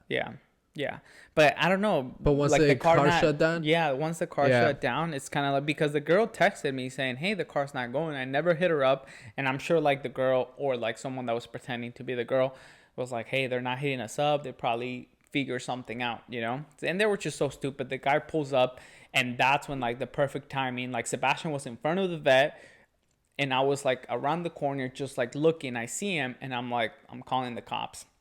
Call the cops, they show up, they like take him, and dude, it was so funny, because when the cops got there, like we all got out of the cars feeling like, like finally we can like approach, because before it was like, don't get out of the car, like. And I just want to say one story, because bro, it was so wild how like we're right behind the Vette. We actually attempted to get in the car. Once we actually you said attempted, Alex, right? Yeah, we attempted to get the car, and again, all the logistics of like, okay, call OnStar and make sure that thing is inactive. I called them the night before, and I'm like, hey, how can I deactivate like whatever you guys did? And the lady tells me, oh, after 6 hours, it's operational again. Like, you'll be able to turn it on. And I'm like, well, okay, that's fine. At least I have the other one that's on, and they're not going to be able to turn it on. She's like, yeah, it's going to go off on after 6 hours. So maybe by tomorrow morning, it'll be good. And so I'm like, oh, I don't need to call them to activate it, because after the 6 hours, it's going to go back on. So I just deactivate mine. And I tell Alex, and I had talked to you about this, and I'm like, just use this self-starter like from afar and try to turn it on to see if it turns on. So we park right behind the Vette. Alex does the starter, and it turns on, bro. And I'm like, fuck yeah. I'm like, go, go, go, go. Alex gets down, bro, opens the car, gets in the car, and I'm just like waiting for him to, pull out and drive off. The car shuts off, bro. The car shuts off, and I didn't have Alex on the line. I didn't have Sebas on the line, and I'm like, what is going on? So then I call Alex, bro, and Alex is like, bro, the car shut off. Like, it's not going. And I can hear his voice, how he's starting to panic a little. And I'm like, fuck. And then Sebas is calling me at the same time, like, hey, what's going on? What's going on? And my dad's in the back, like, vámonos, vámonos. and I'm like, Alex, get out of there, bro, and let's go. So then, like, fell the temp, you know, and bro, like, Alex gets back inside. I'm like, bro, what happened? He's like, I don't know, dude. Like, it just wouldn't turn on. The dashboard said like theft something, you know. And I'm just like, fuck. Okay, let's go. Seva stays there. We pull up around the corner, and then I call OnStar, and I'm like, hey, what happened? Like, and they're like, oh no, it's still active. Like, our system, our theft deterrent system is still active. 6 hours weren't up? No, yeah, they were up because it was like last night, and she had to turn them off yeah, again? she had to turn it off again, but they either lied to me or messed up, or I don't know. But then, yeah, at that point, it's like we were there just calling OnStar to figure it out, and then the guy pulls up, and then call the cops. Cops come, and then they take him, and bro, they couldn't do anything to him. His story was, that is the most his story was just like, oh no, the girlfriend's boyfriend is not handy, and he contacted me. I know him, and he contacted me, and I was just trying to fix it for them, like, because it wasn't going. And I'm like, I tell the cops, dude, here is his photo, the Craigslist post with his license, him trying to like sell the car. I have the text messages from the broker saying, hey, someone's trying to steal your car. I'm like, you can contact Culver Chevy dealership. And they're like, it's just not enough evidence.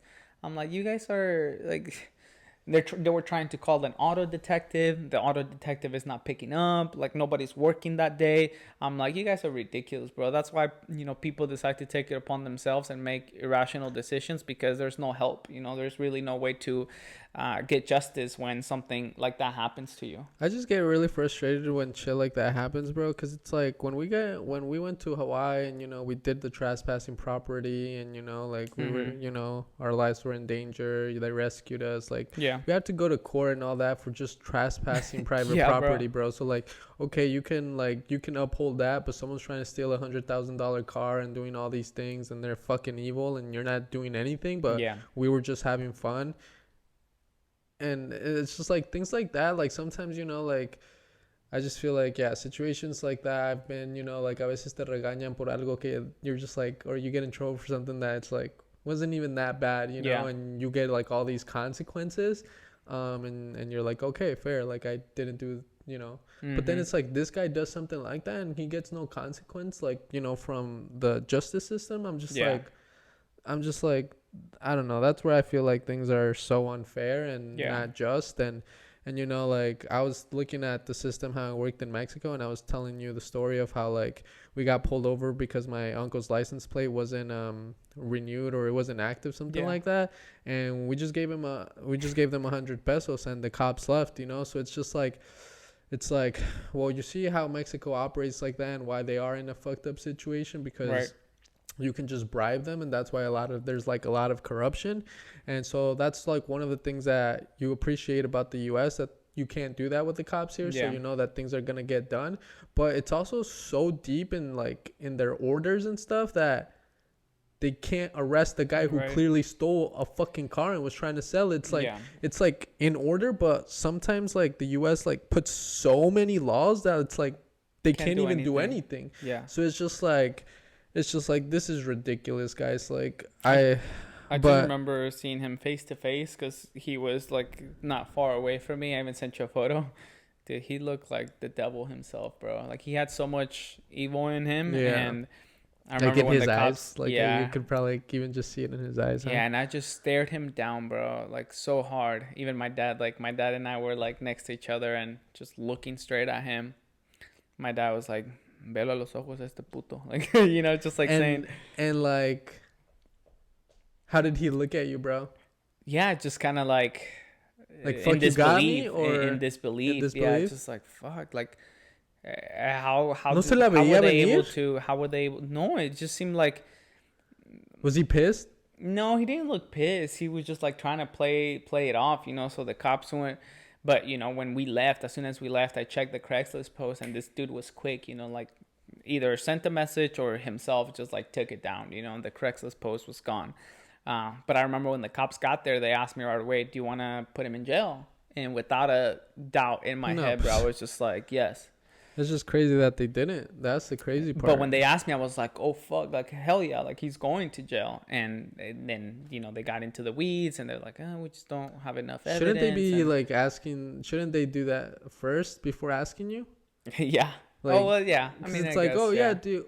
Oh, no, you know what? We can't take him to jail. Right. It's like, you're fucking stupid. Don't ask me if he's going to go to jail then, if I want him to go to jail. And even Sebas told me, and Sebas told me, are you going to press charges? Because we still can, you know, like, essentially we can still, like, bring the detective in into the picture and show all the evidence and go after everyone, you know, and just say, hey, like, here's all the evidence. Like, we could do that. And even Sebas told me, bro, you guys probably have the money. You guys could probably do it. But I'm just like, whatever. But, you know, unfortunately, the car did have like a few damages, and we're trying to sort all that out and see if we go. And then this is the other part that's so fucking stupid, bro. The insurance part, where like we're trying to deal with that, and they can't get a hold of this girl. I swear, the way the world works, I'm just starting to like understand how they demand so much fucking shit out of you as a human being, and then when it's there, once you have everything in place, no one's there to help you. So I just got in a car accident, guys. They rear-ended me, and I was on the phone with the insurance company yesterday, and he's like, yeah, you're gonna have to file a claim with your insurance company, and you're gonna have to pay the deductible, because if you go through us and you just pay for the stuff and then expect us to give you the money, we may not have the money. We may not be able to cover all the damages, and so you won't get all of your money back. And I'm like, what the fuck are you saying? Like, why the fuck am I paying you then for the insurance? Like, what the fuck is going on here, guys? Like, I don't know, bro. I'm just like, everybody's just fucking scamming each other, bro. yeah, for real. But it's funny how, going back to what you said, that you just got rear-ended, like you said at the beginning of the pod. Last year, we got one of our Onyxes. Well, we got our Onyxes, the e-bike stolen. We recovered them. And then after that, you got into an accident on the Onyx. I think I got in the accident first, I think. No, it was stolen, and then I got in the accident. So it's funny how, again, it was e-bikes, right? First they steal it, then you get into an accident, then this time it's cars. First they steal it, and then you get into an crazy accident. Bro. It's literally same pattern, bro. Yeah, and so that's the recap of like what happened in the last. This happened. The Corvette happened May 21st. Recovered it May 22nd. And that, just to kind of end that little topic, is I was just really happy that we solved it so quick, because again, like, I was on took the mindset. 1 day. Yeah. Less than 24 hours. Less than 24 hours. I was so happy that you were able to deal with that so quickly, and that you were able to handle it so quickly. Obviously, you know, that was our only focus. We even closed RIBB that day. Like, we didn't even open RIBB because we needed Alex. So we had all hands on deck. What about Beachside? Because you said he doesn't work Monday, Sebas? Josh. So he was just able to come. Yeah. But yeah, I was just so happy that things got resolved, because it was such a big fire to then like resolve it right away. Like, that's literally what you need, because sometimes, like, you know, like right now, the insurance, like, you know, things take time to solve. So it was just good that, because like, again, bro, like, I had already placed my mindset of like, we're gonna deal with this for 30 days. We're not gonna be able to do anything for 30 days. I cannot fucking do that. I cannot live a life like that. Yeah. So I was just so happy that things got resolved so well. And then I just remember, you know, like, after that we had a conversation on the phone, and that's when like it hit me again, because I was just like, I just don't understand why God would do this. You know, I brought this up to you, and then that's when you explained, you know, how it's the devil, you know, how the devil works too, and it's not just God. And so that's what helped me a lot. And I had already was kind of feeling that, bro, because like I had just told you how I was starting to get closer to God, and like I was listening to worship songs. So usually, what do I listen to? Fucking rap. What does these rap songs talk about? Fucking bitches, lust, money, drugs, everything, right? So obviously the devil's like, nope, I got him, you know, like this is like, I don't need to do anything I don't need to do anything. I've conquered him, right? Yeah. But as I've started going to church, like I've been loving the worship songs, and like what they say and how they make me feel. And I remember there was a day when I started listening to them for the first time here at home, like, because I would just listen. You were playing pool, I think. Yeah, I was playing pool and I was listening to worship songs and I was just feeling so whole. And I remember that night, bro, I've never had a dream like this. I've had nightmares, but that night, bro, I literally had the devil choke me in my dreams, bro. Like, I just remember him lifting me like this, bro, Jesus Christ. and just like choking me, bro. Like, just like all the way, bro. Yeah. And I just like woke up because I'm like, if I don't wake up, I'm gonna die in this dream. In this dream. And that was the night. That was the same night that I was getting closer to God through my songs, through his songs, through worship songs, and so when you told me this of how the devil plays his role too, and that it's not God, like God, I don't know, because I'm still trying to understand it, but God does get mad, and he does show his force too, no? Yeah. And he shows his wrath too, no? Pero yeah, I do feel like, again, the devil does play his role as well, and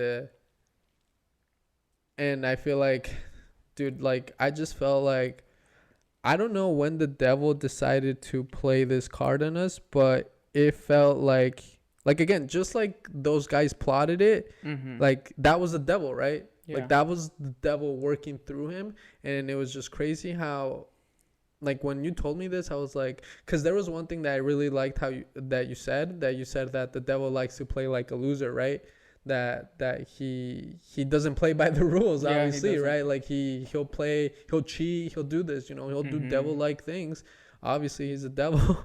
And so it's just crazy how like he planned it in a way of like, all right, I'm gonna rent it when Max is gone. Yeah. Like that was crazy to me. It's like the timing of that. I was like, if the devil was gonna do that, he'd do that when I'd be gone. And it's like while he's getting to the soccer game, while Isaac is getting out of the retreat, it's just perfect. Like bro. The timing was just so damn perfect to just like really come at us, bro.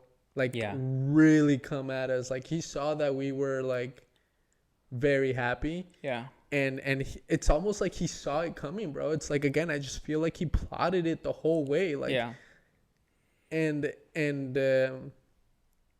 so, yeah, we just had a conversation that really helped me, because I was a little bit like, why does it always happen like this? Why always, like, when we're having our moments, like, these things happen? Yeah. And I'm glad that you had that mindset shift, because I had it too, where I felt, whenever things would go bad, I would think, why does God do this to me? Right. And I think most people, 90% of people, think the same way. And there was one day where I was arguing with my girl, and I started to become angry at God, and I was like, why does he do this? Right. And I just remember telling me, it's not God, it's the devil. And I remember her saying, and it's not that God turns his back on you, it's that we turn our backs on him. So that's another one that for me like really opened my eyes, because when I feel in those moments like, why does God do this? It's like we're turning our backs on him instead of remaining faithful and just being like, okay, like the devil is doing this and God is my shield, right? And I'm not going to turn my back, because the devil wants you to believe that lie, that it's God doing this to you. Basically just saying that we shouldn't turn our back on God, even when times get tough, and to remember that the devil plays like a loser, and he won't abide to the rules, and he'll just really try to attack you. And if you turn your back on God, that's when the devil's like, got him, like once your shield is down, it's like, dude, he can penetrate with all his force. And I remember when my girl told me that was just like a nugget for me, that it turned a gear in my head, just, and from that on, it's just, and like, dude, I'm so happy that, we did that, and that I went through that and I was able to overcome it, because, dude, the tougher the challenges get, you look back, or other things happen in your life, and you're like, this is easy peasy, I've been through worse, and God has shown me time and time again, and even wrote it in my post, that he just wanted he wants the best soldiers to be in his army. And if he sees that you went through a trial that the devil put you through and you didn't remain faithful, and instead you turned your back on him, That's powerful. Yeah, it's very powerful, because now I have so much trust in God, and he's made me a tougher, soldier for good, and the evil just doesn't like that. Yeah, that's very powerful, bro. And I just feel like I know I'm not the one that's closest to God, or the most religious, or like, yeah, I'm just not like as deep as you could say, but I see the people who live with God and the people who don't live with God. Yeah. And like I said, my relationship with him is growing, and I'm trying to become closer to him. And but bro, I just wish I wish everybody would at least be at my level, which is like understand that you need God, Yeah. and that just have that awareness of like I just don't think people, bro, who are lost and just all these bad things are happening to them, I just don't even think they have that awareness that all of that is happening because they don't have this understanding of the devil and that they are being controlled by him. Remember the book Outwitting the Devil? Mm-hmm. I would want to read that book again, bro. Jesus Christ, bro. The book was so good. That book was so good, and we didn't even think about it like God and devil, Yeah. Obviously said devil, but it was Right. just I felt like it was just negative energy. Yeah. And it's dude, that book was literally saying outwitting the devil. And I feel yeah, dude, I just wish everybody would understand that polarity of God and the devil and how that just plays out into It's very life. real. It is very real, and dude, just so many people are just really lost in the sauce, and we don't talk about God as much as a society and as a community, other than if you're going to church, or if you hang out with church friends y todo eso. But it's just not a value that America has instilled. Dude, it's crazy, bro. America, it's work, bro. Yeah. It's work and money. That's what America is. Right. There's not many family values. There's not many community values. There's not a lot of God values. Just working money, bro. Yeah. Staying busy. And I would say if the devil had control of a country, the U.S. is fucking there. He's Yeah. I control the U.S. The U.S. is one of the countries that the devil has under its palm. Yeah. It has everybody busy, has everybody fucking confused, has the nation divided, has so much greed, has so much lust, has so much, just all the fucking things that the devil wants. It's laziness, overweight. Mm-hmm. Dude, everything that the devil wants, it's it lives in the U.S. and he controls it, bro. Yeah. Yeah, and that pull from society, because everyone kind of falls under those categories, the pull of society is just too strong. And especially in places like LA or big cities, you're just focused on the money, you're just focused on work, not building relationships, not being in community. And honestly, thanks to the church, it's that I've been more rooted, and I see more the importance of communities. For example, last week we went to a house of a friend. Oh, yeah. And just a bunch of people who believe in God and trying to get closer to God. We just got together and talked about it. And we've talked about it on the podcast before, but we went to a group called Alpha, and we were doing that. So, yeah. The importance of continuing to pull away from society, because that pull is very, very, very strong. But I'm glad that that we see it, that we understand it, and that we're trying to get closer to God, because I definitely think that more people need it. I feel like that's the only way, bro. Yeah. Honestly, yeah. That's the only way. We've tried meditation, Mm-hmm. You tried living, eating good, Yeah. going to the gym, but that, kind of when we were discussing in that group with our friends last week, that science versus religion thing. Mm-hmm. It's science doesn't tell you what's morally good, though. Right. Like, it doesn't tell you like things like that. Yeah. Meditation,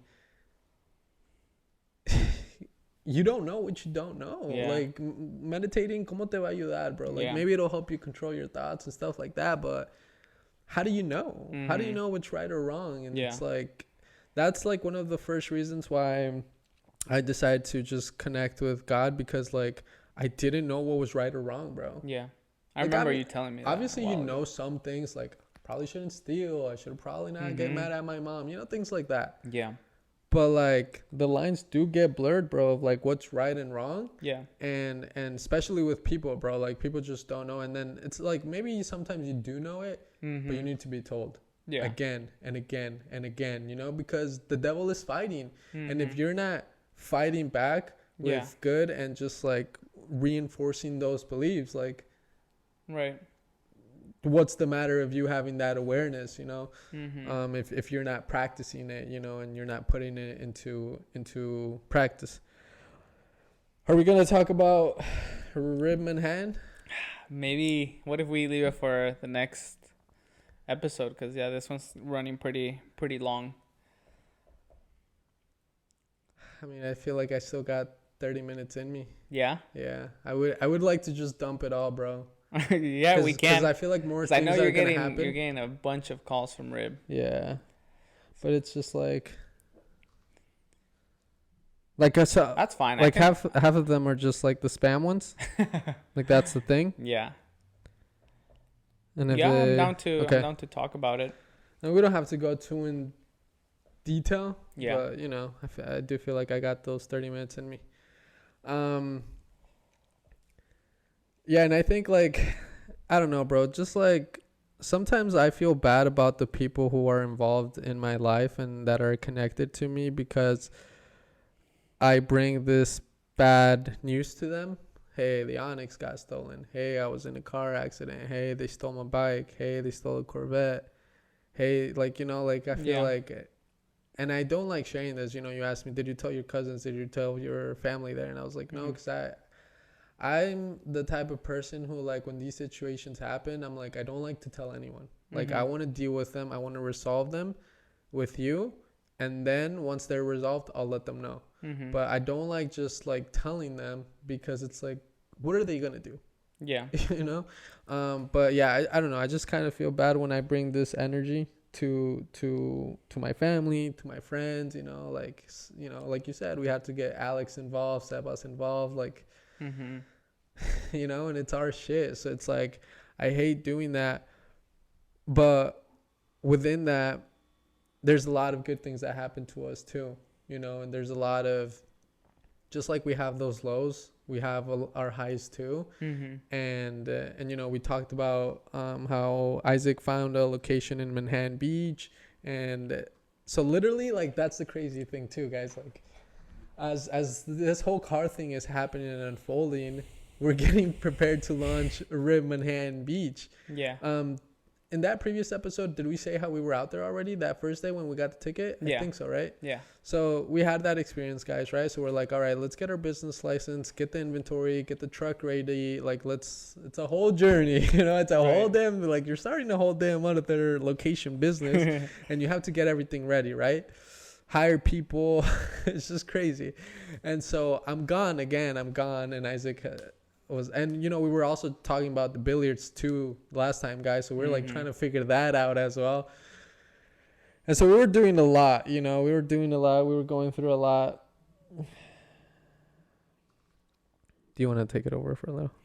And Max mentioned the billiards, the Manhattan Beach new location, and the thing about the mobile business that we have with RIBB is that you really have to get super involved with the city and, you know, get the business license. And I was going through that. And I mean, you were helping out too, as much as you were able to, while, with, you know, RIBB Manhattan. RIBB Manhattan. Yeah. Well, I was getting the inventory, getting the truck set up, you know, kind of like, Yeah. And it's like, when you think about it, we're opening a new location, and you might think, well, it's, you already have another location, like it should be easy. But dude, it's like starting a brand new business, like in a whole new location.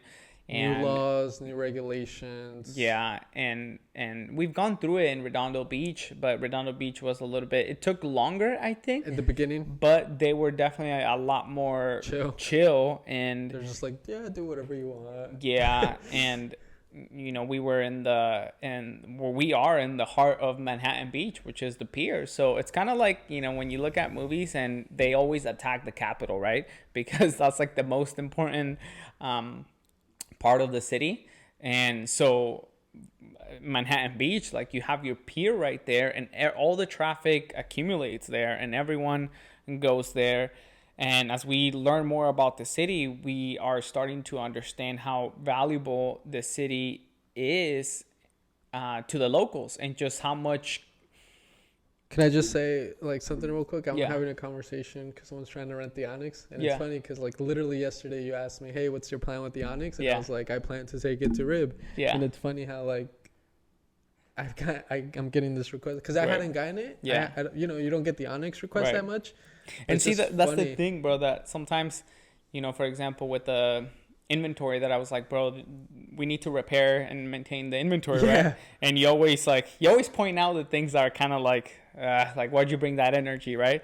And like in this case, like, I feel like I've brought up, like, we both do it, but I've brought up like good energy and other things, but like you never say anything about that. You like just focus on like Yeah. the bad, I guess. Yeah, I feel like that does happen, and I feel like something else that I've noticed when it comes to that, like sometimes I wish you would show me love in some ways that you don't, but I know that you do show me love in other ways, and it's like those are the hard. It's like it's hard. It's a little bit hard because it's like you expect one thing, Right. but like the other person doesn't expect that. So I feel like that's where like is sometimes go unappreciated because I wish you would do some things, Yeah. but you don't do those things. But the things that you show your way of showing something that you care, Yeah. like I don't see it like that, you know. Yeah, and that's the important part, that at least we recognize that we do show it in other ways.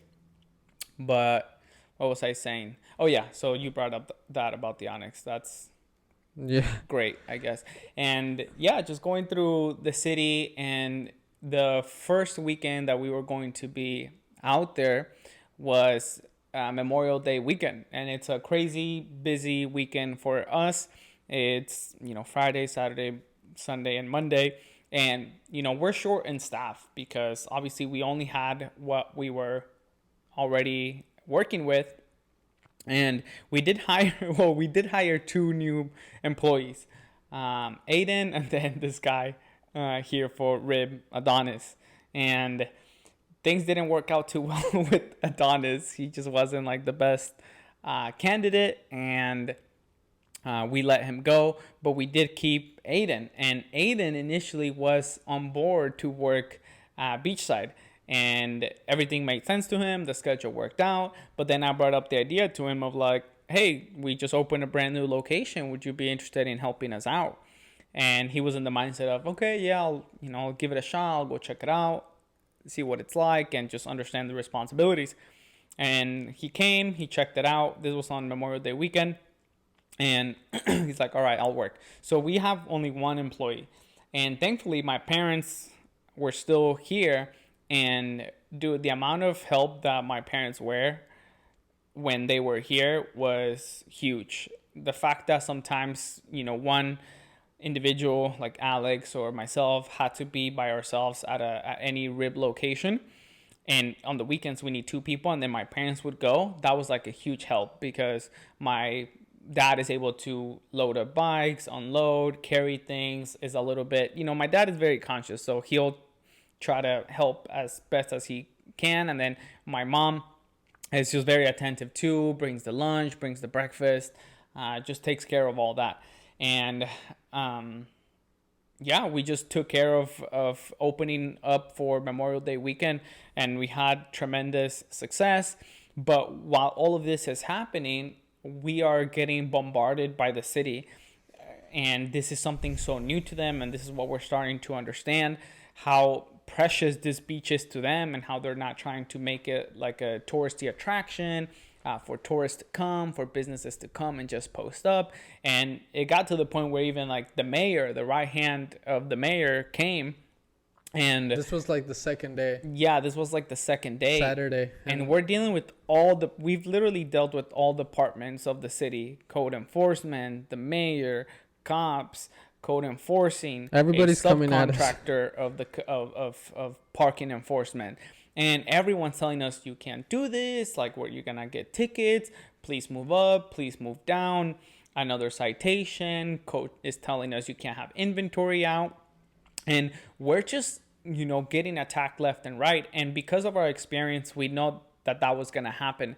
Anybody else that tries to do this will get discouraged after the first obstacle, and they will not show up again. Obviously, we know better. Obviously, our vision is stronger. And we just knew that, okay, we need to overcome challenge by challenge, never lose our cool, treat them with respect, provide a good vibe, provide a good service, get the locals to like us, understand who are the important people in the city. And we just been doing a great job at handling every obstacle and dealing with all kinds of departments there in the city.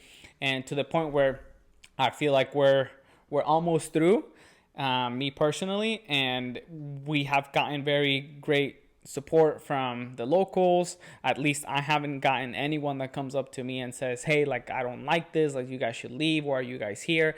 If they are, the cops say they get so many calls, and like every department says they get so many calls, like, they're not vocal about it to us. Like, they're not approaching us and saying anything. And if anything, people are giving us good reviews. People are saying this is such a good service. We've gotten locals that are finally starting to come out and rent from us.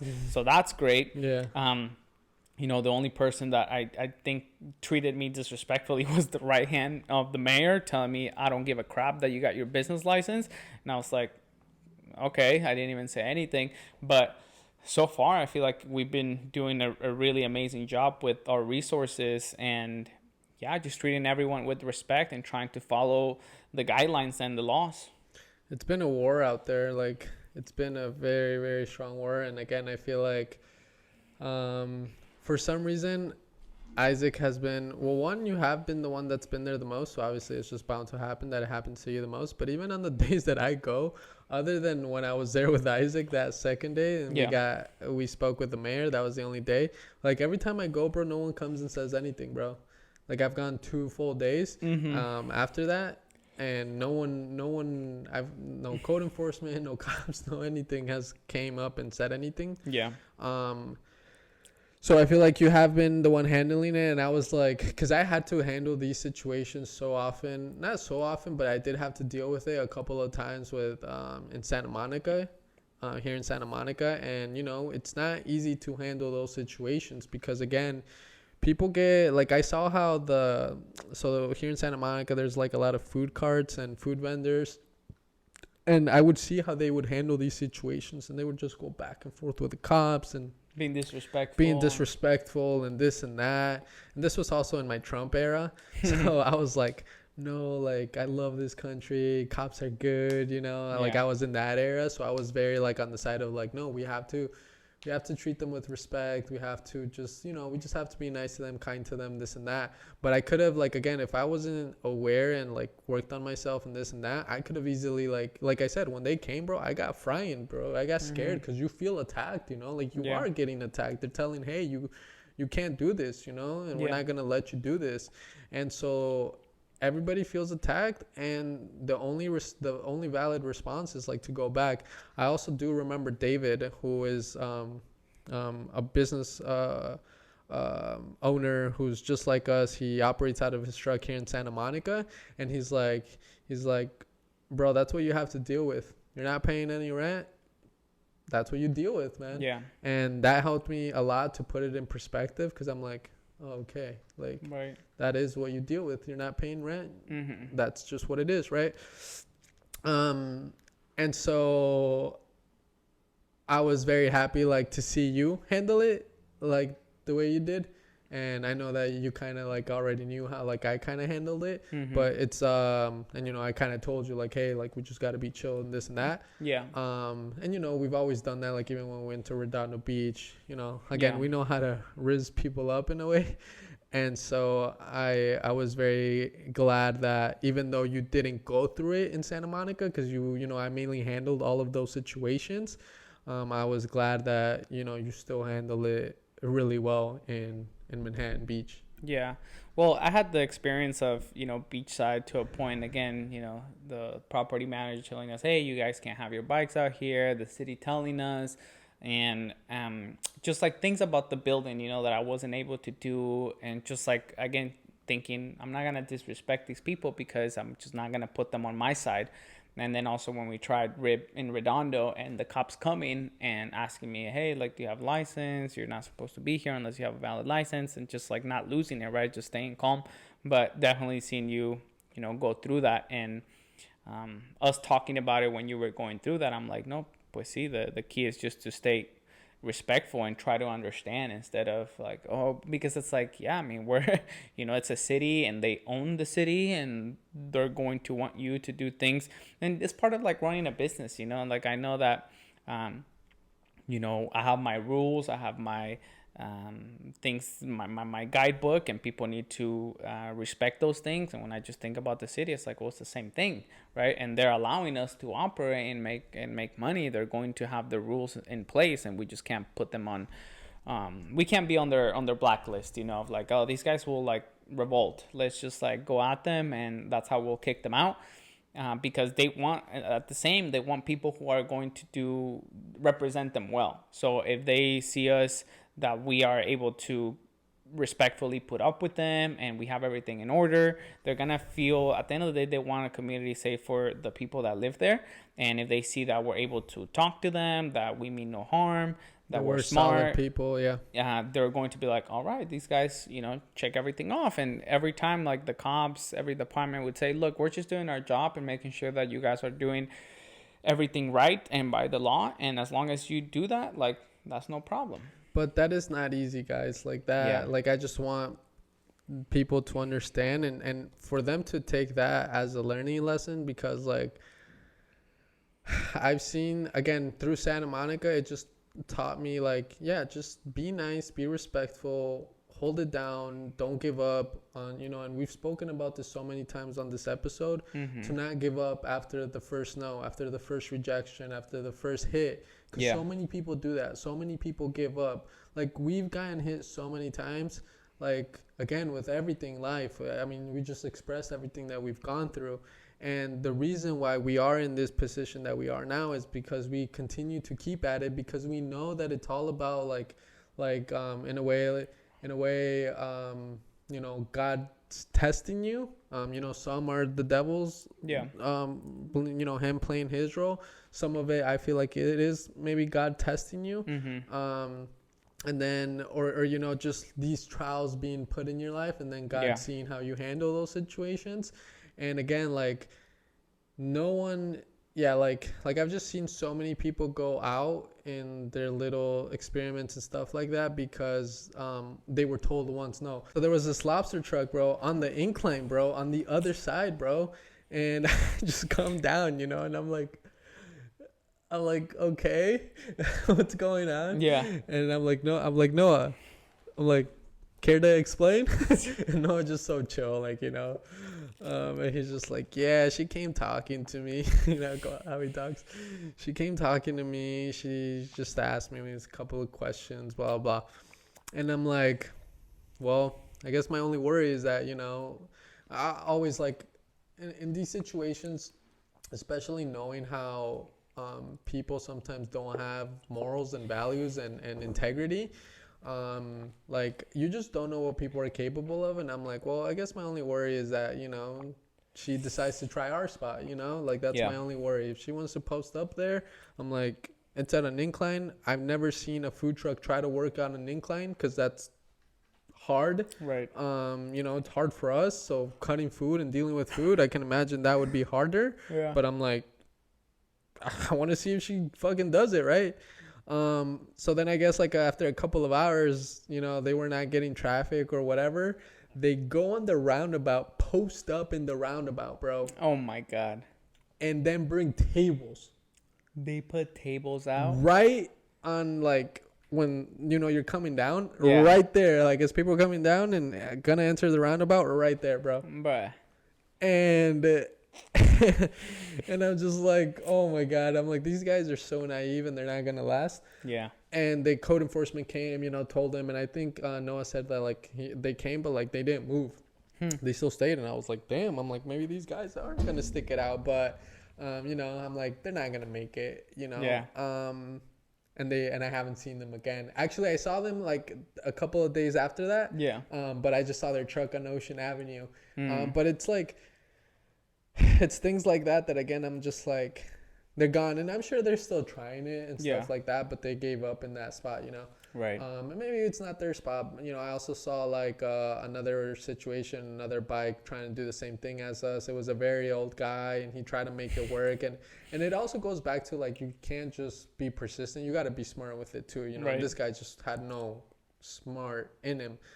He was just trying to make something happen, but I was seeing him, and I'm just like, I just see how people like, this guy actually was a little bit persistent, but he just didn't have the energy to be really persistent. Like, I remember this guy, there was one day where he actually like kind of like got some like rentals, but I feel like he like kind of told them to come. And he started getting some action, like maybe like no more than 5 bikes. I remember that day, bro, he was fucking tired, bro. Like, he could barely walk, bro. Like he was beat, bro. He was beat, and so, yeah, I think that's like, going through situations, anything in life, I'm just always on the wave of like, it's gonna be hard, but we just gotta stick at it. We gotta, obviously there's gonna be a point where like maybe you're gonna have to pull back, and maybe it's not gonna work out and stuff like that. But you can't do that after the first no. You can't do that after the first fuck up, the first rejection, the first failure, Take 5, take 10, take 15. There is that famous, J.K. Rowling, when she wrote Harry Potter, how many times she got told no. And it's like, sometimes like it's like the no's are just helping you understand how to be better, Like, maybe it's not that moment for you just yet. So again, like, just stay at it. But again, I feel like so many people just give up, and I feel like that's again like just one of the things that is admirable about this journey that we're having with Manhattan Beach. But I will say, I don't know if there's anything you want to add to that, but I just wanted to say how I've been feeling at Manhattan Beach. Yeah, the only thing that I want to add is how you brought up a really good point, that it's not just about being persistent, but it's also being smart. Yeah. Because when I was there dealing with everybody, I would try to remember all names, right? I would try to, I read the code. We studied it. We made sure that we were following every rule. Like, there was one time where this lady came, and it also comes from experience, but if you can't recall these things, if you don't make a conscious effort to remember what the code says, names, who you talk to, they're gonna get you. They're gonna get you because they're trying to get you. Yeah. So there was 2 instances where a cop came, and I pretty much just told them, yeah, I talked to Josh from the Internal Revenue System here in Manhattan Beach, and I also spoke to Mary, and Mary and Josh worked together, and they are the ones that helped me out. And they were just like, oh shit, like he really went through, and it's not like I just said it to said it, like I consciously thought about it. I'm like, if I say all these names of the people that work there, they're gonna be like, oh wow, like this guy really talked to them, he knows their name. And even prior to that, when I talked to Josh from the city, I told Josh, look, Cameron came from code enforcement and told us this, and he's like, okay, Cameron. And if I made up a name or if I didn't say anything, it would be like, he's probably lying, right? Then there was another time where this officer... And names are so important, like in terms of, like, even when you just meet someone randomly, like, because people don't remember names. Yeah. So many people just don't give a fuck. Right. And so it's like, if you meet someone and then you, like, remember their name, they're just like, oh, shit, It's all ammunition, that helps you just look more prepared, look like you did your homework. And this officer came, and because I knew my shit... she was like, she was reading the code and she told me, look, it says right here that you can't operate on the Strand. And she's like, see, I got you, you know, basically that's kind of like the posture she Right. had, where she was like, I got you. And I was like, you know, ma'am, respectfully, like, this is not the Strand, like the Strand is over there. And even the other officer was just sort of like, ah, shit, you know, like he's right. Like he's right and he knows his stuff. But like, dude, you tell that to anybody else that doesn't know, and they're gonna be like, oh shit, you know, like it's a cop. They probably know more than me. And that's the thing, that sometimes like you can even know more than these people because they're in different departments. They're not gonna know everything, you know. They're just focused on what their responsibilities are. Again, people are lazy. Yeah, and the internal communication between them is so ineffective. Robust? No, So ineffective that they're not talking to code about like, hey, what's right here, like, is this the Strand, is this not? They're not talking to planning and trying to understand where the line cut off, all these things, right? So like, they're just gonna blow out, like, and there was another part where she said, look, if you get 5 tickets, you're gonna get towed. And we were just in the mindset of, well, just take the tickets, you know. And she said, if you get 5 tickets and you're gonna get towed. And I was like, officer, if we pay them, that's not accurate. And she just tried to like, no. And then the officer was kind of like, hey, yeah, it's knows, like if you get like, 5 tickets and you don't pay them, right? That's where you but get she towed. didn't say like if you don't pay them, Right? You know. So she was just like, let me see if I get him, you know. And I scared him off. And I was like, man, that's not accurate, you know. Because that's the thing, sorry, but it's like a lot of times people are just trying to scare you. Like it's like sometimes to get you out, to get you to do anything. People know that fear. Let me just use fear. I need girls to fucking buy this makeup. Let's scare them into believing that they're looking old and that they don't look as good. You know, it's like, it's all scare tactics. Yeah. And so when they're trying to get you, many times it is just that, like, all right, well, let me just scare him. Like that, that always just works, you know. Yeah. And it happens in every area of our lives. You know, if you go to the doctor and you don't know what each like you know, I was thinking about like my knee, right? And that I'm having issues with my knee and my knee, and I'm like, let me watch an anatomy video of a knee and like understand like my shit, so that when I go to the doctor, like, he doesn't brush it off, or like he actually pays attention. It's like, oh, this guy's I can't just like, you know, tell him, oh, you'll be fine, like ice or whatever.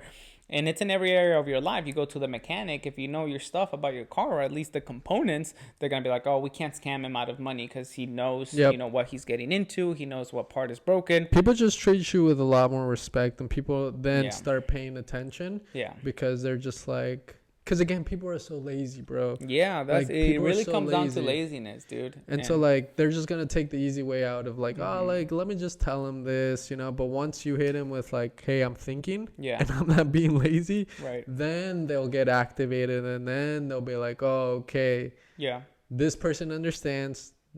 Now we can have a conversation. Yeah. And you know, us that we run the service center, and people bring their e-bikes for repair, when they know their stuff, it does get our attention, right? And we do think, oh, wow, like this person knows what he's talking about. And it's enjoyable to work with these people too, because they do know what's going on, and it helps us to try to repair their equipment a lot faster. But that's just something that you might want to start thinking about doing in every area of your life. Just even doing a little bit of research. Alex Hormozy talks a lot about it, where he's like, if you're going to do a podcast or do a speech or talk to someone, if you just take 20 minutes before the presentation or before the negotiation or the talk, you're going to be much more equipped. Just do 20 minutes before, you know, you're going to be a lot more equipped than the person who you're talking to. And it really does make a difference. So that's just something to take into account. And it's helped us with, you know, our business relationships and just opening up this location. 100%. And just like I said, I just wanted to say how I feel at RIBB Hand. But dude, I love being there, bro. Like it's a beautiful beach over there, especially where we're at, like that just being in the heart of the pier. We're so close to the beach, closer than and it's like, I love Santa Monica, like how chaotic it is and how much is going on, but in Manhattan Beach, it's like just the same, but like less chaos, like Mm-hmm. like a lot of things going on. Mm-hmm. But I feel like there's a lot of good energy there, bro. Like Yeah. there's always like someone giving free shit. Like Right. dude, every time I've been there, I've gotten something free, like from a customer, like or from like people, because they go out there and promote a lot, like Yeah. fundraisers or like companies promoting their beverages. Mm-hmm. And so like I feel like there's always like good energy going there, and Yeah. like I do feel like part of that is the cops, like just keeping that Oh, like yeah. like sure. like they're always there. Yeah. So I feel like they really like everybody just kind of senses the cops and knows like, all right, I'm not gonna fuck around here, you know, and do something Yeah. stupid. And I feel like I'm actually like gonna like tell that to the cops this weekend, because I just started like feeling that and understanding that. Yeah. Because again, I feel like sometimes people like think about the cops and like think about it in a negative way, and but I feel like just so good there, you know, being operating there, and on top of that, what's it called? It was the first Saturday when I did a full day with Aiden, dude. I just like started doing things that I would do here in Santa Monica. Like I took my shirt off, you know, like I love doing that. Yeah. Took my shirt off, started doing push-ups. You know how in Santa Monica there's a roundabout, like Yeah. sometimes I'll get on a bike and just start doing loops. I did that there. Like I even went up the hill and rode down. Like I'm just like, you know, making it our vibe. Yeah. Started putting the music, you know, started putting that vibe there. And it's just like we were doing push-ups with Aiden, and this like woman like walks by us and she's like, that's the shit I like to do. I like to see men being men. And Wow. yeah, and so like, and we were just getting like so many like eyes on us when we were doing those push-ups. Yeah. So, you know, I just like Did Aiden take his shirt off or not? no. No. But he fucking beat me in the push-ups, bro. Again? How many did he do? So that day, like, I think I did 96 push-ups, and he Mhm. just did like 100 and something. And then But not one rip. no, Oh. like as much as you can do. Uh-huh. Like you'd go one set as much as you can, and then you Yeah. add on top of that, you know. Yeah. And so he beat me. And then we did it again, bro. Like this past weekend, this time we'll start at 15 and add 5 each time. And then like when you're done, you're done. So 15, 20, 25, 30, right? Dude, I got 196 and he did 202, bro. He beat me again, bro, by 7. Yeah. And I'm just like fucking pissed that I keep getting beat by Aiden, bro. So I don't understand though. Like you do one rip, all as many as you can. And then after that, like, are you guys going at the same time?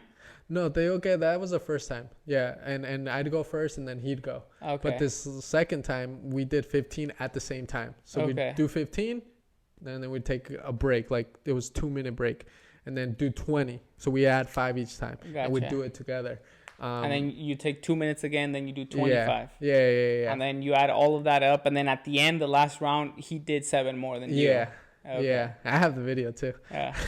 But that like ya ni te puedes, you know, you just give up. Right. You just can't go up. Yeah. And but it's really cool. Like again, it's really cool doing that for me because 1, I'm getting fit. Mm-hmm. 2, I'm having that connection with Aiden because I see that he cares about like his fitness, and I like that I motivate him like that. I just like that role that I play. 3, the community sees that. They're just like, wait, these guys are just doing push-ups, like they're having fun. So I don't know, I just like, again, for me it's just all about the vibe that is put out there. And I love like just showing that vibe of like, you know, 2 dudes doing push-ups, having a good time, trying to be fit, trying to have fun, you know, at the beach, looking good, you know. So I'm just feeling really good at Manhattan Beach. Obviously it's been a very tough battle, but I'm just hoping that we can continue to deal with the turbulence of this ride and be able to just kind of settle in and, you know, be able to cruise at some point, just with more ease. But I've been feeling really good when it comes to Manhattan Beach, and dude, it's just really nice now just having Santa Monica, Manhattan, and Redondo. Yeah. Like that's crazy, bro. All right, guys, we're gonna wrap it up here. It was a very good episode. I'm feeling pretty good, bro.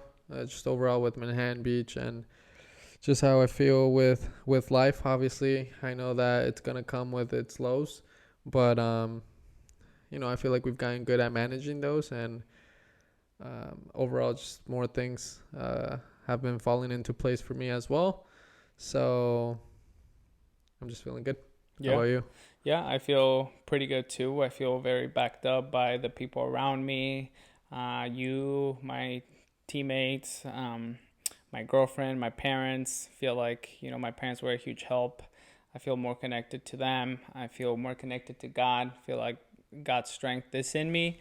And I feel like a lot more capable of overcoming the devil's schemes. And I'm excited for what's to come. We have more experience, more endurance, and I'm excited for the summer. And we'll see how this pod shapes up. We're at 10 episodes, so I know it's legit now. And hopefully you guys have gotten some value from watching us go through our own journey and connect with us. Follow our brands. We just opened up Manhattan Beach. Max will probably open up a new Instagram, IG for Manhattan Beach. And obviously Beachside, the OG RIBB Baby in Santa Monica. And our personals. We'll link everything down below. Hopefully you guys enjoyed this one. It was a long one, but definitely a lot has happened in the last few weeks. And RIBB Baby Cars. RIBB Baby Cars. That video just hit 66K views right now. That's wild. So that's good.